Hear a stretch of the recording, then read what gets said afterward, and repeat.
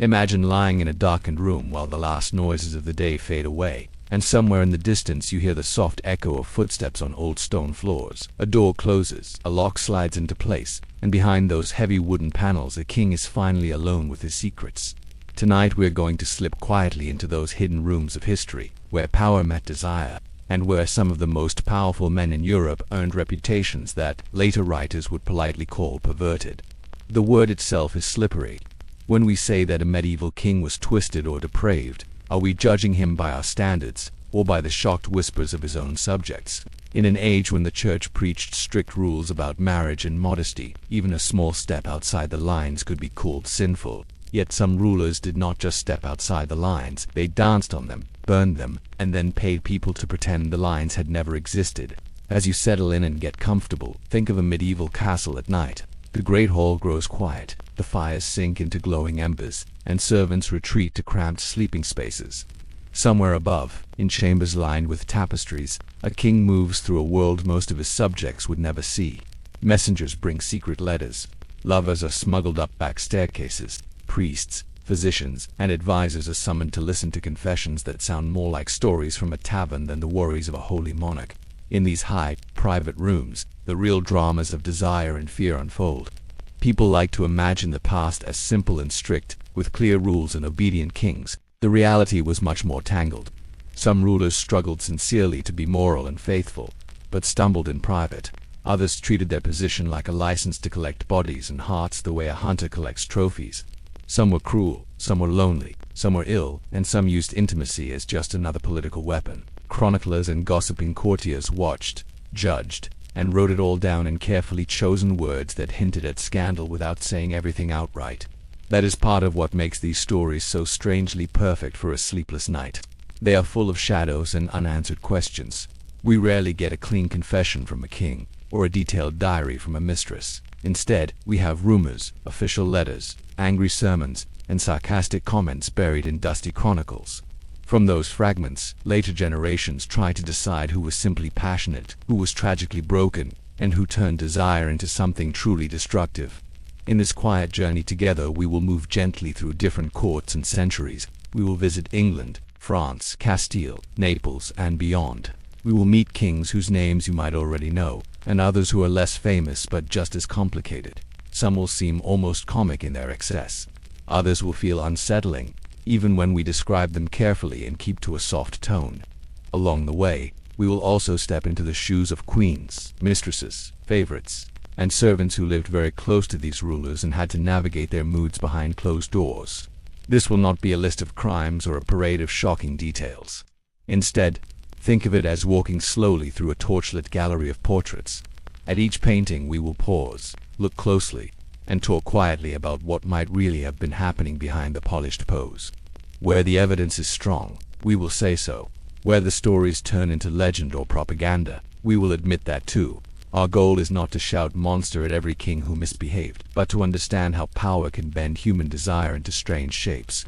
So as you listen, you can let your own day drift away. The only things you need to carry for now are the soft creak of castle floors, the rustle of heavy curtains, and the low murmur of conversations never meant for the crowd outside. Behind each closed door we will find not just lust and scandal, but also fear of aging, hunger for affection, and the constant worry that someone else is always watching. And with that picture in mind, we can push open the first door and step into a world where even a king's bed could be a battlefield. If you had stepped into a medieval church on a quiet morning, the world of kings and their rumors would have felt far away. You might have heard a low chant, smelled wax and incense, and seen painted images warning that desire could endanger the soul. This was the backdrop for every royal scandal. To understand why certain kings were branded as perverted, we first need to understand the moral stage they were acting on. Officially, the rules sounded simple. A Christian ruler was meant to be a model of restraint. Marriage was supposed to be for life, and its main purpose, according to many church writers, was to produce legitimate children and offer a controlled outlet for desire. Anything outside that box could be labeled a sin, whether adultery, brothel visits, or illicit affairs. Same-sex relations were not just frowned upon but treated in law codes as a serious spiritual danger. In sermons aimed at princes, preachers repeated the same message: a king should rule himself before he ruled anyone else. Reality, as you might guess, was more complicated. Noble families used marriage as a political tool, arranging matches not for romance but for alliances and land. A king might be married as a teenager to someone he barely knew, chosen because her relatives had useful connections. In that tension between religious ideals and dynastic strategy, a quiet understanding developed. Many rulers would seek comfort outside the official marriage, and as long as they handled it discreetly and did not openly insult the queen, many people looked the other way. The word perverted in modern English suggests something extremely warped, a taste far outside any social norm. In the Middle Ages, the boundary between ordinary sign and shocking deviance was drawn differently, and it shifted over time.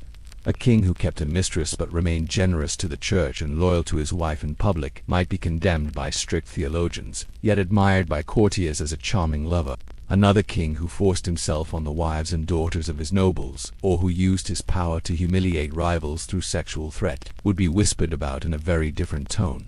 The acts might fit under the same religious category of sin, but socially, the second king felt far more disturbing. There was also the question of who was telling the story. Medieval chroniclers were usually churchmen or educated clerks who depended on powerful patrons. They wrote in a careful code. When a ruler's private life was generally respected, writers often used gentle phrases, saying that he was not always temperate in the pleasures of the flesh, or that he loved women more than was fitting. When a ruler was hated, or when his policies had angered the writer's patrons, the language sharpened. Suddenly we read that the king defiled noble matrons, or dishonored virgins, or took delight in vices that must not be named. The same actions could be painted as a forgivable weakness in one king and as monstrous depravity in another, depending on politics. Church courts and law codes tried to draw lines, but kings stood in a strange position above and beside those rules. On paper they were guardians of morality. In practice, everyone knew they could ignore penalties meant for others. Instead of public punishments, pressure came through letters from popes, gentle rebukes from confessors, and private complaints from nobles afraid that the ruler's behavior was harming the realm. When we read accusations of perversion in medieval sources, we also have to remember how easily the language of sin turned into the language of politics. If you wanted to weaken a king's image, you did not always attack his taxation or his foreign policy. You whispered that he could not control his body. You hinted that he preferred forbidden partners, or that he ignored his lawful spouse, or that he spent nights with people he should have been punishing. Suggesting that a king was ruled by his appetites made it easier to argue that he was unfit to rule a kingdom. A ruler was expected to protect families, yet some kings tore families apart. He was expected to safeguard honor, yet some made a habit of dishonoring those who depended on him. He was supposed to be a moral example, at least in theory. When he openly rejected that role or turned it inside out, contemporaries felt a deep unease that went beyond ordinary gossip. As you rest and listen, it can help to keep this double lens in mind. There is the religious framework, with its lists of forbidden acts, and there is the social and political framework, with its quiet tolerance for certain kinds of misbehavior and its sharp outrage at others. Somewhere between those two worlds, some kings walked a narrow path and kept their weaknesses mostly private. Others trampled that path, leaving stories so vivid that people are still repeating them centuries later. It is among those louder footsteps that we will be wandering next. If you imagine a medieval king sitting on his throne, it is easy to think that the real battles were fought in open fields with banners and armor. Yet some of the most decisive struggles of his life did not take place on muddy ground at all. They unfolded in furnished chambers lit by candles, in the quiet space between a royal bed and the door. The king's body, his marriage, and his private choices were not just personal matters. They were part of the machinery of power. From the moment a prince was born, people began to plan whom he would marry. A royal wedding was less about romance and more about maps and treaties. A bride might bring a rich dowry, a claim to distant lands, or an alliance with a powerful neighbor. When the king finally stood at the altar, he often did so surrounded by ambassadors and churchmen who cared more about borders than about hearts. The vows were holy, but they were also deeply political. In that sense, the royal bed was expected to function like a diplomatic table, producing heirs and securing peace. Of course, people do not stop being human just because diplomats are watching. Many royal couples developed real affection. Others found themselves trapped beside a stranger who did not interest them, or who actively irritated or frightened them. In those marriages, physical closeness could feel like another duty of state. A king might fulfill that duty just enough to produce children, then drift toward other companions who made him feel admired, entertained, or simply less alone. When that drift stayed discreet, the court could sigh and move on. When it became public, the bedchamber turned into a battlefield. Mistresses, lovers, and favorites did not simply offer pleasure. They often became channels for influence. A noblewoman who shared the king's bed might use his tenderness to secure offices for her relatives or protection for her allies. A male favorite who charmed the ruler in private could shape decisions about war, taxation, and justice. Courtiers understood this very clearly. They watched who disappeared behind which door, and they learned to send petitions not only to ministers and councils, but also through the people who slipped into the royal chambers after dark. The result was a court where desire and ambition intertwined. A king who fell deeply for one person could suddenly tilt the balance of the whole realm. Jealous nobles might grumble that the ruler was bewitched, or that his beloved was corrupting him. They rarely meant magic in a literal sense. What they feared was that decisions once taken in council were now whispered over pillows, and that merit, service, and law were being pushed aside by kisses and private jokes. At the same time, royal spouses had their own kind of battlefield to navigate. A queen who found herself replaced in her husband's heart faced humiliation both as a woman and as a political figure. If she came from a powerful family abroad, their anger might have consequences. Her dowry might be held back. Alliances might weaken. In some courts, sidelined queens turned to religion, building chapels and cloisters as a quiet protest against their situation. In others, they formed alliances with nobles unhappy about the king's behavior, creating cold factions that stretched from the chapel to the bedroom. Servants and attendants were pulled into this web as well.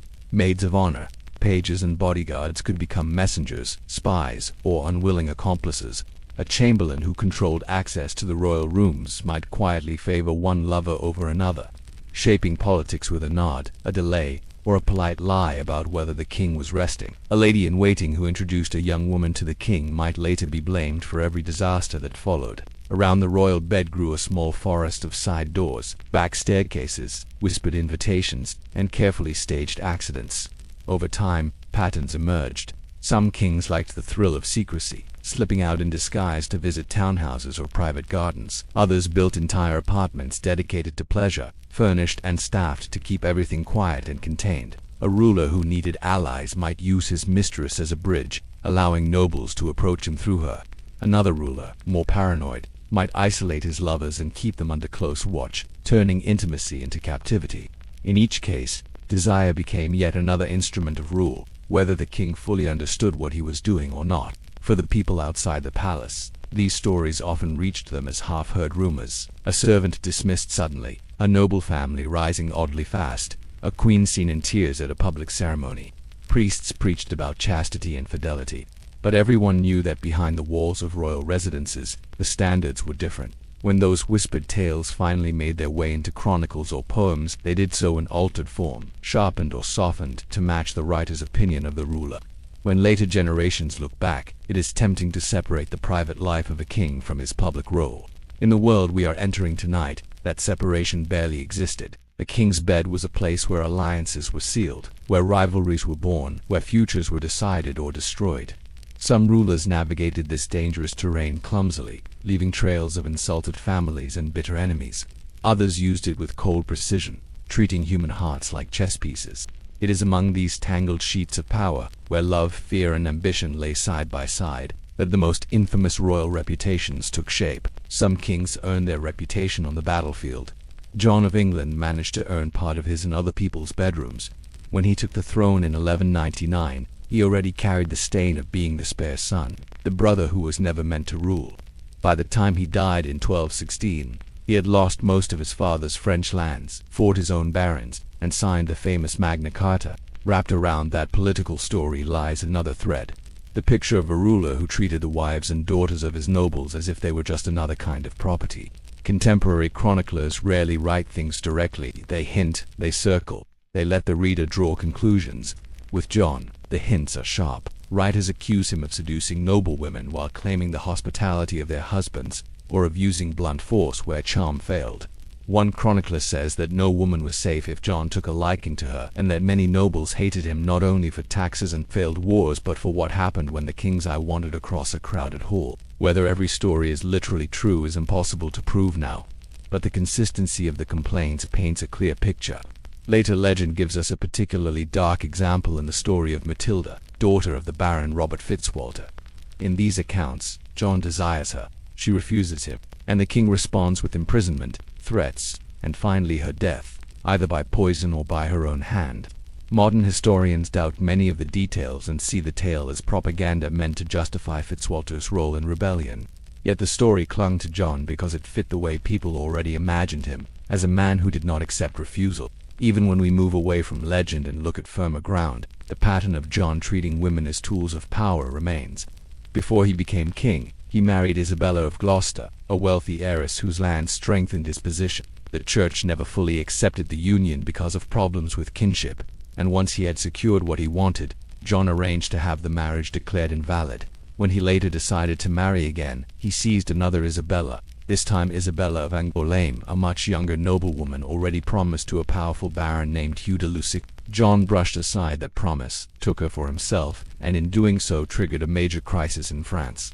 That act was not just a romantic impulse, it was a kind of royal abduction carried out with a crown on his head. The insult to the Lusignan family helped draw the French king, Philip II, into conflict with John.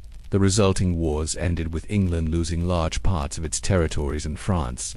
From a distance it can look almost absurd that one marriage choice had such enormous consequences. Up close it feels like another example of John deciding that his desires mattered more than any agreement, alliance, or sense of honor. Here again, we have to move carefully between fact and feeling. Medieval writers had every reason to attack John. He fought with the church, squeezed money from his subjects, and lost wars. Painting him as a predator fit neatly into a larger portrait of a king who could not control himself. Yet the same sources that exaggerate also preserve genuine frustration. Even if individual stories grew dramatic with each retelling, the underlying complaint seems real. John treated the boundaries of other people's households with casual contempt. That contempt mattered, because a noble house was more than just walls and tapestries. It was a small universe of honor. A baron's wife, sisters and daughters were central to his alliances and his pride. To have the king violate that space was not only a private wound, it was a public humiliation that could not easily be punished. You could not drag the king before a court for what he did in your guest room. You could only wait, whisper, and once enough other grievances piled up, you could rebel. The rebellion that followed, and the sealing of Magna Carta in 1215, were driven by many issues: taxes, abuses of justice, broken promises about feudal rights. Yet some of the baron's fury is easier to understand if we picture John not as a distant figure in armor, but as a man whose presence in a castle corridor made people tense and afraid. A ruler who seized a betrothed bride in one case could be imagined doing worse, anywhere, at any time. In that atmosphere, stories of perversion served as shorthand for a deeper fear that nothing was safe from him. Not lands, not contracts, not even the supposed sanctuary of the family. In that uneasy silence, another ruler in another kingdom was weaving his own dark legend. If King John's reputation smells of cold calculation and entitlement, Peter of Castile's legend feels hotter, like a room where the candles burn too close to the curtains.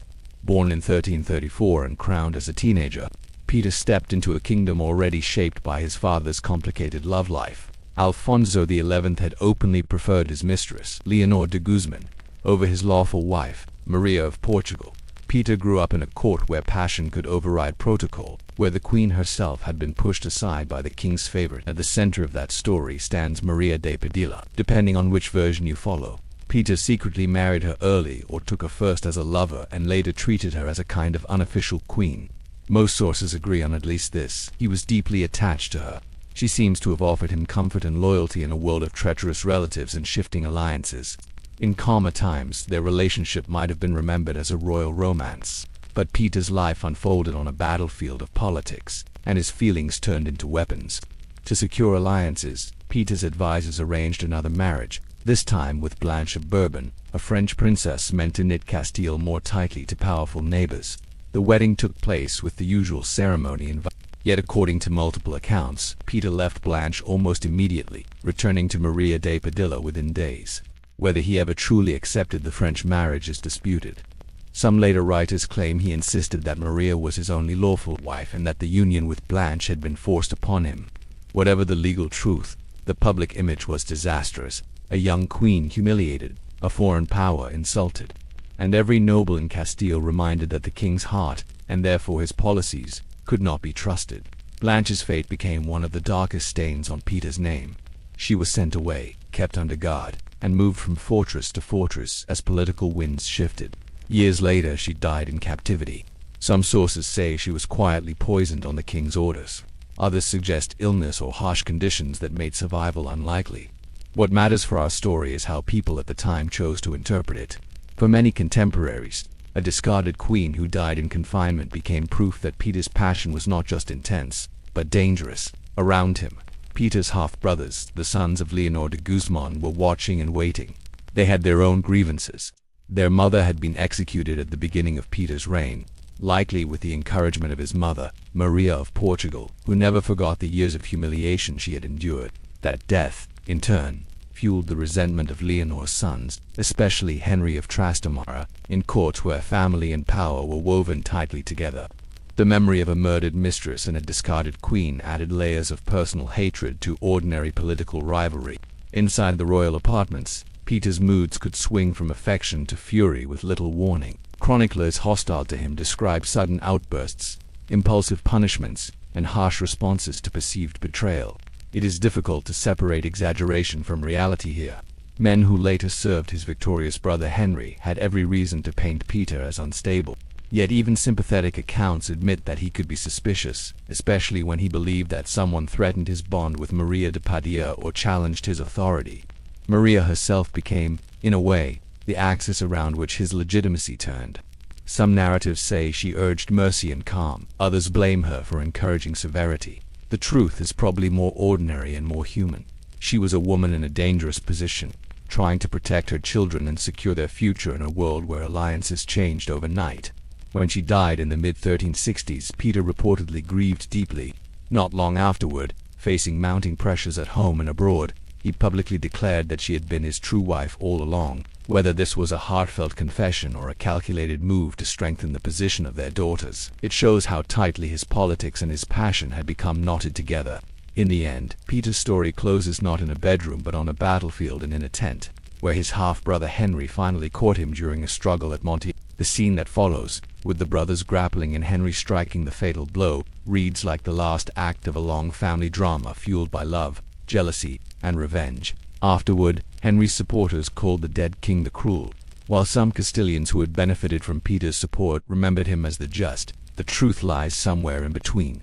What we can say, as we lie here in the quiet and look back, is that his desires and loyalties burned bright enough to scorch almost everyone who came too close. If Peter of Castile grew up in a storm, the thunderheads were already forming long before he was born. To understand his fierce and often destructive passions, we need to look at the strange triangle that shaped his childhood. His father, Alfonso XI, his Portuguese queen, Maria, and the woman who became in everything but name a shadow queen of Castile, Leonor de Guzman. Alfonso married Maria of Portugal in the late 1320s in a match carefully arranged to bind two kingdoms together. On parchment it looked ideal. Maria brought royal blood, a respectable dowry, and the promise of cooperation between Castile and Portugal. Chroniclers praise her beauty and dignity, and for a brief moment it must have seemed as if the union would be both politically and personally successful. But very early in the marriage, Alfonso's attention drifted away from his queen and settled on another woman. Leonor de Guzman was a young widow from a powerful Andalusian family. The stories that survive describe her as intelligent, composed, and striking enough to hold a king's gaze. When Alfonso met her, something in him seems to have decided that this, not his lawful wife, was the partner he wanted near his side. What began as an affair soon grew into an arrangement that pushed beyond the usual pattern of royal infidelity. Many kings kept mistresses. Alfonso elevated his to a level that quietly rewrote the script of the court. As the years passed, Leonor bore the king a string of sons. With each birth, her importance increased. Alfonso granted her lands, titles, and rich estates. Members of her family found themselves occupying key posts. Petitioners approached her with requests, knowing that a kind word from Leonor could move the royal hand. She sat near the king, traveled with him, and became part of the daily choreography of power. In practice, she filled many of the roles expected of a queen, even while another woman, the actual queen, lived in the shadows. Maria of Portugal felt those shadows closing in. She spent long periods away from the main court, sometimes living quietly in religious houses. sometimes occupying secondary residences that felt more like polite exile than a proper royal household. Imagine the sting of knowing that your father had sent you to secure an alliance, only to watch your husband parade another woman as his true companion. Every new child Leonor bore deepened that wound and reminded Maria that even her position as mother of the heir could not protect her from humiliation. Across the border, Maria's father watched this with growing anger. It was not just a family matter, it was an insult wrapped in political risk. A Portuguese princess was being visibly set aside while her rival-less sons multiplied and rose in status. Tension between the two kingdoms sharpened. Threats were made. At one point, the balance of power shifted enough that Alfonso felt he had to make concessions. Leonor was sent to a convent, and for a brief period Maria seemed to step back into the light as the acknowledged queen beside her husband. That moment of correction did not last. Once a pressing military crisis had passed, Alfonso's resolve melted. Leonor returned from the convent and resumed her old place near the king. The triangle snapped back into its previous shape, only now it was loaded with even more resentment. Maria had seen that her dignity mattered only when it was convenient for Castile. Once the danger eased, her feelings and her father's anger could again be pushed aside. For a woman raised to think of marriage as a sacred covenant and a diplomatic duty, this repeated sidelining must have been almost unbearable. Inside Castile, reactions to Leonor were mixed. Some noble families resented her influence, complaining that she used her position to favor her kin and crowd out others. Others may have admired her ability to survive and thrive in an environment where many noblewomen were little more than bargaining chips. She walked a narrow edge, balancing genuine affection for the king with a keen understanding of how fragile favor could be. One day she was the axis of court life, the next she could be a convenient target for every frustration with royal policy. Then, very suddenly, fate intervened. In 1350, while besieging the city of Gibraltar, Alfonso died, almost certainly taken by the plague that was sweeping across Europe. The man who had held this delicate, tense arrangement together vanished, leaving behind a queen who had waited in bitterness and a mistress whose entire security had rested on his continuing heartbeat. In a single moment, positions reversed. Maria of Portugal now stood as queen mother beside her teenage son Peter, sharing guardianship of the throne. Leonor, once almost untouchable, found herself unprotected. Maria did not hesitate. Years of public insult, private pain, and political slight had left deep marks. Leonor was arrested and imprisoned. Not long afterwards, she was executed. The act was more than simple revenge. It sent a message to the court and to Portugal. The years of being eclipsed were over, and the Queen's camp would not tolerate the continued presence of the woman who had dominated Alfonso's affection and patronage. From a distance, it is easy to label Alfonso's behavior as just another example of royal excess, of a king so ruled by desire that he allowed a mistress to reshape his court. Up close, the situation feels more complex. We see a queen trying to maintain dignity in a marriage where her value was treated as negotiable. We see a mistress navigating a dangerous form of power, knowing that everything she had could vanish if the king changed his mind. We see a ruler who believed he could separate his personal preferences from state affairs, only to discover that in a world of fragile alliances, that separation was an illusion. For Peter, who would inherit the throne and the scars of this story, the lesson was harsh. He had watched his mother sidelined, his father defy both church and diplomacy for the sake of a woman he loved, and that woman finally dragged down when the political wind turned. In such an environment, love, revenge, and legitimacy were braided tightly together. The patterns he saw as a child would later echo in his own reign, where passion again turned lethal and the line between romantic devotion and royal brutality blurred almost beyond recognition. Some royal scandals feel like a slow burn. Others crackle from the moment the king steps into the story. Edward II of England belongs to the second kind. When he became king in the early 1400s, he inherited a strong kingdom from his father, Edward I. What he did not inherit was his father's stern, iron style of rule. Instead, Edward II brought something very different to the throne, an open, unmistakable softness for certain men in his circle, favorites who lit up his world and frightened almost everyone else. The first and most famous of these was Piers Gaveston. Edward and Gaveston met when they were still young, before the crown actually settled on Edward's head. By the time he became king, their bond was already intense. Edward heaped titles, lands, and honors on Piers, elevating him far above what other nobles thought reasonable. At court, Gaveston dressed with flair, moved with easy confidence, and sometimes mocked the great lords who had to kneel to him. For a king in a world obsessed with rank, giving so much to one man looked less like generosity and more like an insult to a whole class. What exactly lay between Edward and Piers is one of those questions that keeps historians busy. Some contemporaries hinted at a physical relationship, using charged language about unnatural affection. Others simply described them as inseparable companions. It is entirely possible that their bond mixed deep emotional intimacy with shared tastes in music, conversation, and pleasure. Whatever label we use today, what mattered to their contemporaries was this: the king seemed more interested in pleasing Gaveston than in keeping his nobles content. That alone was enough to set off alarms. Imagine being an earl watching this unfold. You had fought in wars, managed estates, and traced your lineage back through centuries. You expected a certain level of respect, and yet here was this charming outsider, given rich counties and high offices, seemingly because the king could not bear to be parted from him. Resentment hardened into conspiracy. Parliament and magnates pushed Edward to send Gaveston into exile more than once. Each time, the king dragged his feet, then smuggled his favorite back into the country, as if the realm were merely a stage for their reunion. Eventually, the tension snapped. A group of nobles captured Gaveston. After a brief show of formality, they had him executed. For them it was an act of salvation, removing a dangerous influence from the king's side. For Edward it was a personal catastrophe. Sources describe his grief and fury, his vow to take revenge on those he blamed for the loss. The death of Gaveston did not make the king more cautious in his choice of favorites. If anything, it pushed him toward another man who would cause even greater trouble. Hugh Despenser the Younger, where Gaveston had been flamboyant and mocking. Despenser was colder and more calculating. He used his intimacy with Edward to expand his estates, crush local rivals, and enrich his family. Together, king and favorite pursued policies that trampled on the rights of nobles and commoners alike. Once again, whispers about the nature of their relationship spread through England, but now they came tangled with very real anger about confiscated lands and heavy-handed justice. What made the situation perverted in many eyes was not just the rumor of forbidden love, but the way that love seemed to license greed and cruelty.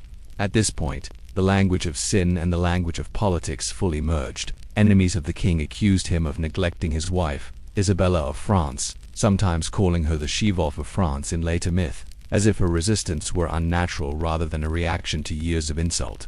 They claimed that Edward preferred the company and counsel of Despenser in all things, turning away from proper royal duties.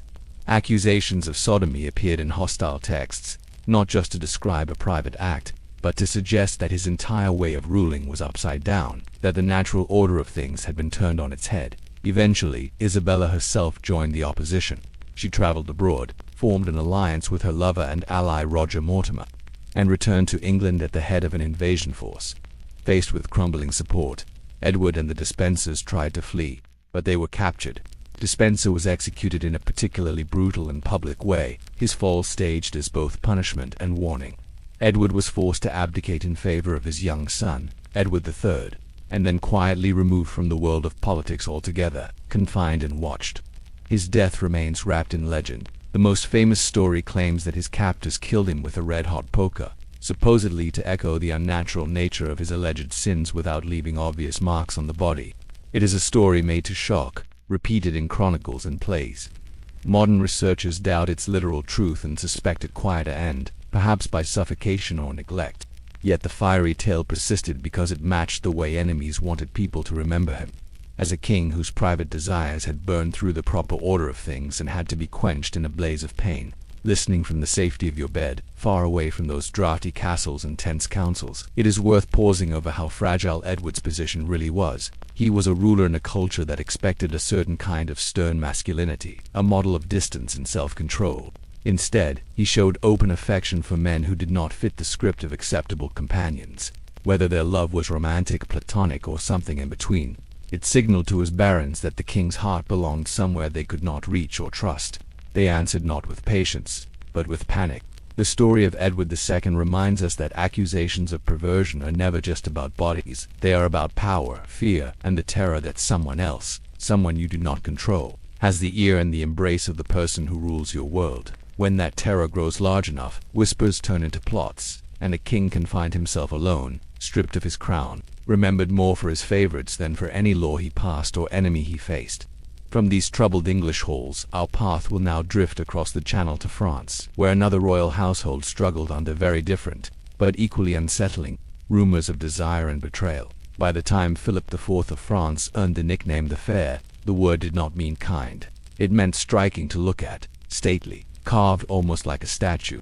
He ruled with a cool, disciplined style, more comfortable with ledgers and legal codes than with jokes or easy laughter. To many contemporaries he seemed almost carved from cold marble, pious in public, strict in finances, and relentless toward enemies of the crown. And yet, in the quiet heart of his dynasty, a scandal would erupt that shook the image of his carefully managed house and left his family forever stained by whispers of perversion and betrayal. The story begins not with Philip himself, but with the young women who married his sons, to secure alliances and keep power within a tight circle. Royalty often married close cousins. Philip's sons, Louis, Philip and Charles, each took a bride from connected noble houses.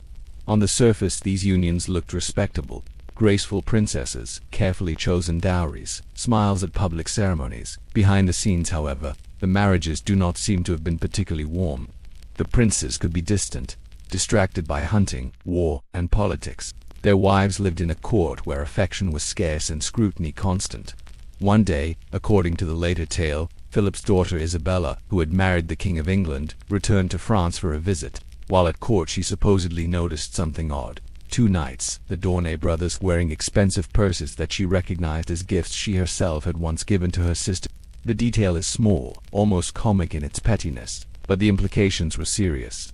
If those purses had indeed been passed from princesses to knights, they might be tokens of forbidden affection.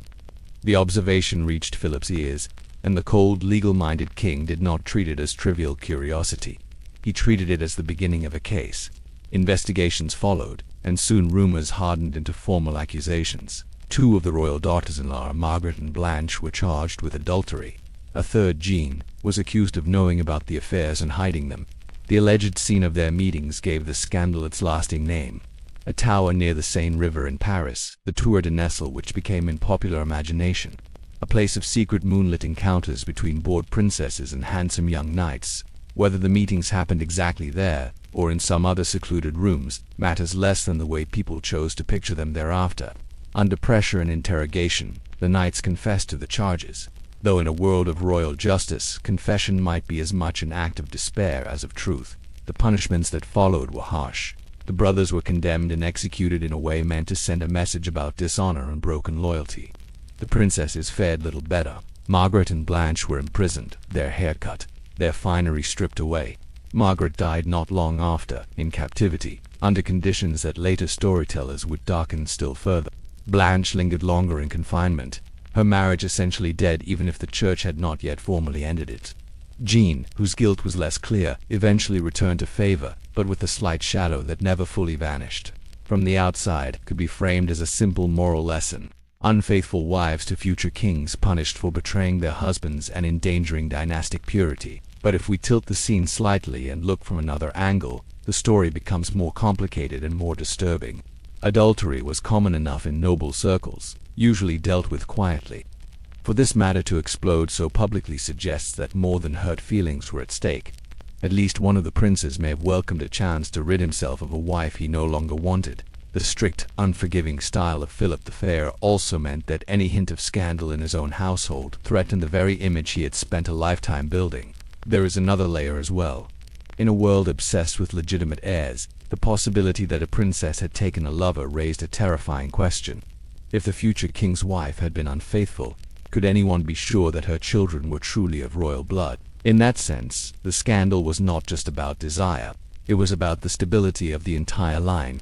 A single moment of private pleasure, if proven, could cast doubt on who had the right to wear the crown. When that fear took hold, mercy became harder to offer. The fairness of the proceedings is impossible to judge now. The evidence came through tortured confessions and the testimony of servants under enormous pressure. The princesses were young, living in a court where their husbands may have ignored them, and where their bodies were treated mainly as vessels for heirs. If they did seek tenderness elsewhere, it was a desperate gamble that the world around them would never forgive. If they were innocent, they were victims of a dynasty so determined to protect its image that suspicion alone was enough to destroy them. Either way, their fates reveal the sharp double standard of their time. A king or prince could keep mistresses and face little more than a raised eyebrow. A princess caught, or thought to be caught, risked ruin. For Philip himself, the scandal arrived near the end of his life, striking at the heart of his carefully arranged legacy. This cool, controlled ruler, who had humbled the Knights Templar and battled popes and bankers, suddenly faced the suggestion that inside his own palace the rules had dissolved into midnight games in a riverside tower. Some later writers even claimed that the shock helped hasten his death, as if the moral collapse of his family had broken something inside the rigid king. Whether that is true or just poetic judgment, it captures the way people felt about the affair. A dynasty exposed, its private rooms turned inside out for all to see. From the calm distance of your bed, the Tour de Nestle scandal feels like a dark legend whispered by firelight. Forbidden meetings, gifted purses, secret towers on the river. Yet beneath the romance lies a harsher story of women with little freedom, punished in ways that men almost never were, and of a royal house willing to destroy its own daughters-in-law to preserve the illusion of perfect control. As the echo of that cruel lesson fades, another French king will step into view, one whose perversions were less about forbidden affairs and more about a mind that seemed to bend and crack under the weight of the crown. If Philip Fair's court felt like a stiff marble statue that suddenly cracked, the court of his grandson Charles VI felt like a painting slowly sliding off the wall. At first glance, everything looked golden. Charles came to the throne young, handsome, and full of promise. People called him Charles the Well-Loved. The kingdom needed stability after years of war, and for a little while it seemed as if they had found exactly the right ruler. Then, slowly and then very suddenly, his mind began to slip away from him, and with it, the normal rules of royal intimacy. The first signs appeared in his 20s. During a military campaign, he suffered a terrifying episode. Riding with his knights through a forest in the heat, Charles suddenly turned on his own companions, convinced that they were his enemies. In a frenzy, he attacked them, killing several men before being restrained. When the fit passed, he reportedly had no clear memory of what he had done. That moment, shocking and bloody, marked the beginning of something that would define the rest of his reign. Unpredictable mental breaks that everyone could see but no one knew how to treat. As time went on, these episodes took different forms. Sometimes Charles would fall into long, heavy silences, refusing to speak to anyone, staring at the floor as if listening to some distant voice. At other times he did not recognize his own wife and children, or he would flee from them as if they were strangers trying to harm him. One of the most haunting stories tells of his conviction that his body was made of glass. He reportedly ordered his clothing reinforced to protect his fragile frame and begged people not to come too close, afraid that a simple touch might shatter him. Whether every detail of that story is literally true or somewhat embroidered by later writers, it captures the sheer vulnerability that wrapped itself around the person of the king. Think for a moment about what that meant for the people who lived closest to him. A medieval court was already a place of constant watchfulness, with a king who might, at any moment, forget who you were or believe that a bump on the shoulder could kill him. That watchfulness tripled. Servants had to move gently, speak softly, and be ready to adjust to whatever version of Charles woke up that day. Doctors and priests came and went, offering treatments that ranged from herbs and bleeding to long prayers and processions. None of it brought a lasting cure. In the middle of this, intimacy took on strange shapes. Charles's wife, Isabeau of Bavaria, had married a young, healthy king. She now found herself attached to a man who sometimes looked at her blankly, as if she were just another figure in a crowded hall. At the same time, she had to help govern a kingdom that could not simply pause whenever her husband retreated into confusion or terror. Regents, uncles, and ambitious nobles circled around the throne, waiting for chances to influence policy. Gossip later painted Isabeau as extravagant and immoral, blaming her for everything that went wrong. Yet it is hard to imagine any spouse navigating that situation without making enemies and mistakes. Into this fragile world stepped women like Odette de Champdive, often described as Charles's mistress and, in darker years, as a kind of unofficial nurse. Odette was younger than the king, from a noble family but without great power of her own. Over time, she seems to have become one of the few people who could calm him. Some accounts describe her reading to him, comforting him during his episodes, and offering the steady presence that many others could not. In a sense, she filled the gap that neither doctors nor politicians could reach.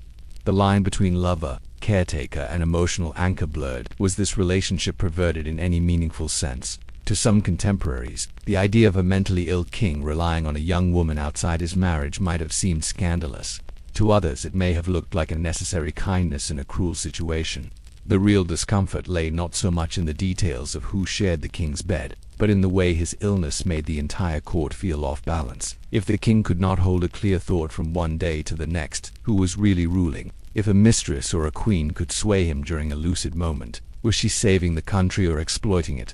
Around Charles, disasters seemed drawn like moths to a candle. One of the most infamous was the Bal des Ardents, the Ball of the Burning Men. At a masquerade meant to lighten the mood of the court, the king and several of his companions dressed as wild men, covered in resin and flammable materials. A torch came too close, perhaps carried by a careless guest. Fire roared across the room.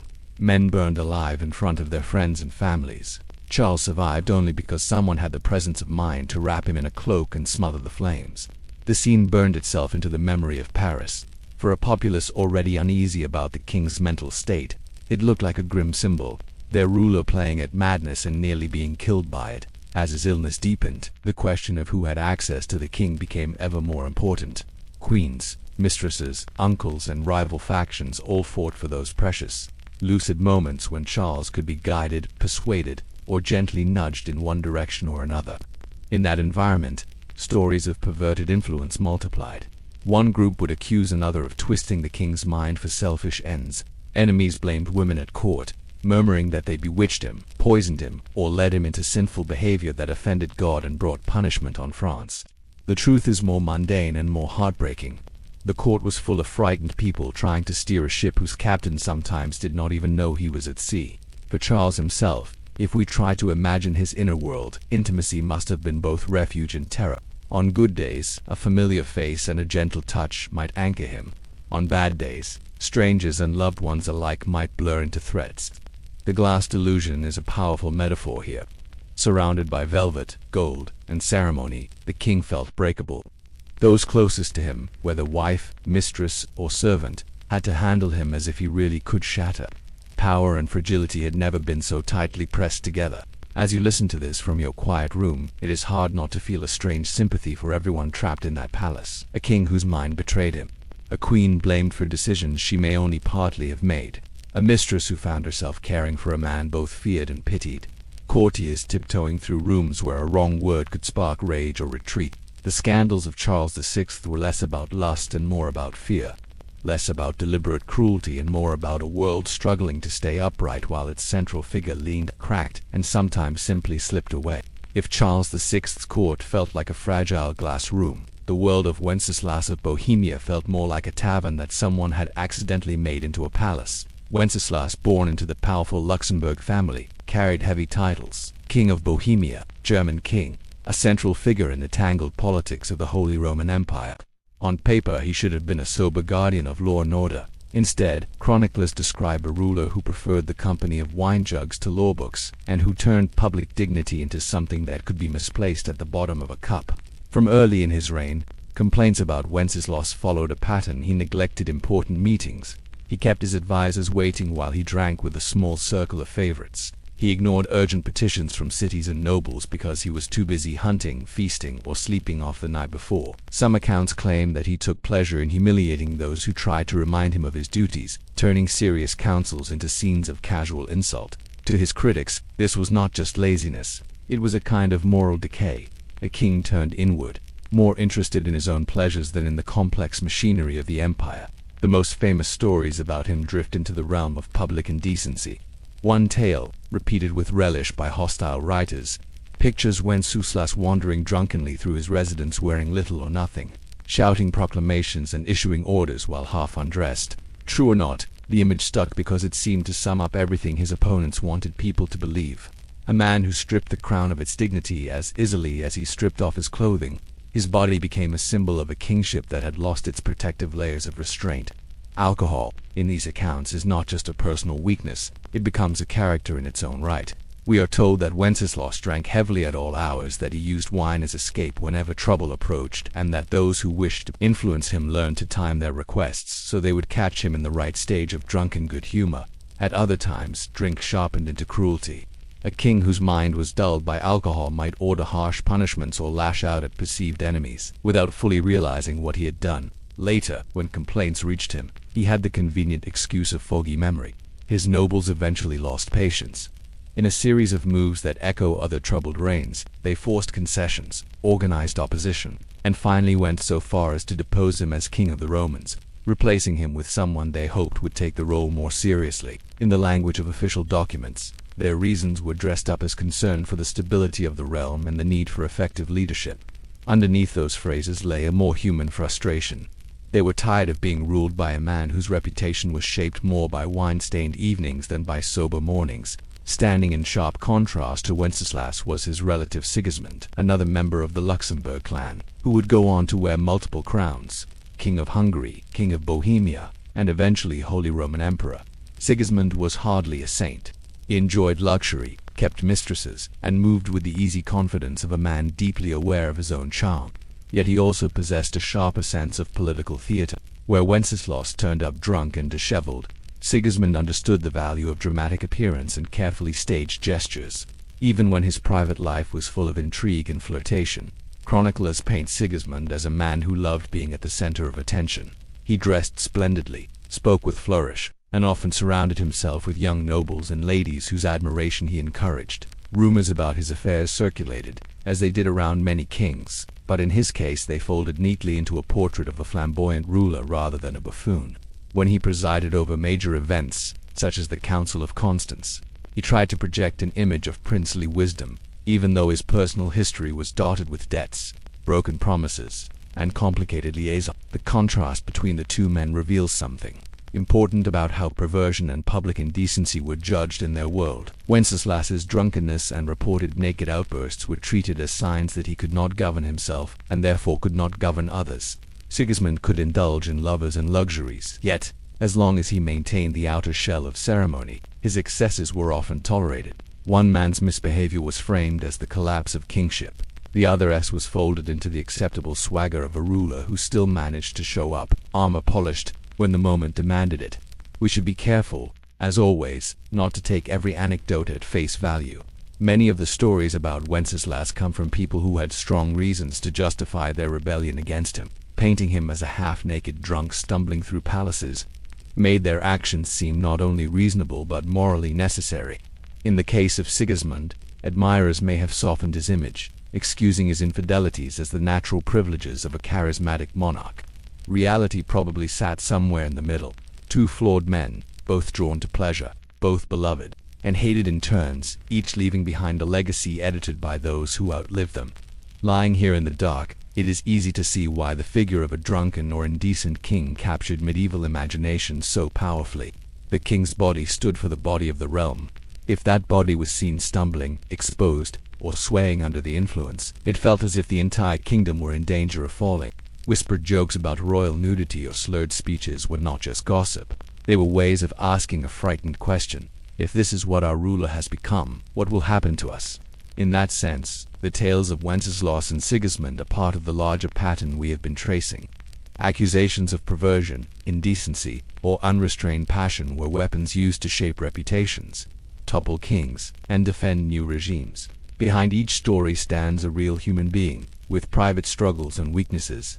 But wrapped around those humans are layers of exaggeration, laughter, and fear. As we leave these beer-scented halls and stumbling figures behind, our path turns toward a much more familiar name, a king whose complicated love life would change not only his court, but the religion of an entire country. Few kings are so closely tied to their love lives as Henry VIII of England. Say his name, and most people think at once of wives lined up like a grim rhyme of portraits, with careful faces, of a heavy man brooding under a wide hat. Yet he did not begin as the bloated tyrant so often shown in movies. As a young prince, Henry was athletic, charming, and deeply invested in the ideal of chivalrous love. His path from hopeful bridegroom to infamous husband is a story of bodies that refuse to obey dreams, of religion bent around desire, and of a ruler who could never quite accept that some things lay beyond his control. Henry's first marriage, to Catherine of Aragon, was rooted as much in duty as in affection. She had previously been married to his older brother, who died young, leaving her a widow in a foreign land. Years later, Henry and Catherine wed, with a special church permission to smooth over the awkward fact of her earlier union. For a long time the marriage seemed stable. Catherine was respected, intelligent, and devout. She and Henry shared interests in theology, music, and governance, She even acted as regent while he was warring in France. The court saw a partnership that, while not free of tension, looked solid. The problem was heirs. Catherine became pregnant several times, but most of the children did not survive. Only one, a daughter named Mary, lived past infancy. As Henry moved into his 30s, anxiety grew. The Tudor dynasty was still new, and memories of the civil wars known as the Wars of the Roses lingered. For Henry, the lack of a surviving son felt less like personal disappointment and more like a looming disaster. He began to search for reasons, and in the quiet corners of his mind he kept returning to a single verse from the Bible that warned against a man marrying his brother's widow. Perhaps, he thought, his union was cursed from the start. Into this troubled space stepped Anne Boleyn. Unlike many court ladies, Anne had spent time in France, absorbing a different style of culture and flirtation. She was not conventionally the most beautiful woman at court, but she was quick-witted, stylish, and skilled at walking the narrow line between warmth and refusal. Unlike her sister, who had been one of Henry's earlier passing interests, Anne did not simply welcome the king's attention. She held back, insisting that she would not be a casual mistress. If Henry wanted her, it would have to be within marriage. That stance turned a royal crush into a political earthquake. Convinced that his marriage to Catherine was invalid in the eyes of heaven and that Anne represented both fresh love and the promise of male heirs, Henry began to chase an annulment. He appealed to the Pope, arguing that the earlier permission to marry his brother's widow had been a mistake. But politics in Rome were complicated, and Catherine's royal relatives applied counter-pressure. Months dragged into years. The king's frustration deepened. What had begun as an internal struggle over conscience and desire became a confrontation between monarch and church. When Rome refused to give him what he wanted, Henry tore the matter free by force. Through a series of acts and legal maneuvers, he made himself the supreme head of the church in his realm. The break with the Pope was not caused only by his love life, but his marriage crisis pushed him down a path he might never otherwise have walked. Monasteries were dissolved, lands were confiscated, and the religious landscape of England changed forever. In the center of all this stood a personal question: whom could the king marry, and which of his children would be counted as legitimate? Henry married Anne Boleyn, hoping she would bring him the son he craved. Instead, their first surviving child was another daughter, Elizabeth. Further pregnancies ended in loss. Meanwhile, Anne's sharp tongue and proud manner created enemies at court. Rumors and accusations began to coil around her name.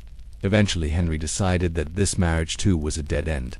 Anne was arrested, charged with wild crimes that most modern historians view as manufactured, and removed from his life in the most final way. Within days, Henry was betrothed to Jane Seymour, who soon gave him the son he had wanted for so long, Edward. By this point the pattern is clear. Henry's relationships were not just private stories. Each one drew the whole kingdom into its orbit. Jane's early death left him grieving and wary, yet he continued to marry, seeking comfort, alliance, or both. Anne of Cleves was chosen based on flattering portraits and political calculation. But when she arrived, Henry claimed he found her unattractive and quickly pushed for an annulment. Catherine Howard, young and lively, briefly revived a sense of romance at court before past and present indiscretions caught up with her, ending her life abruptly.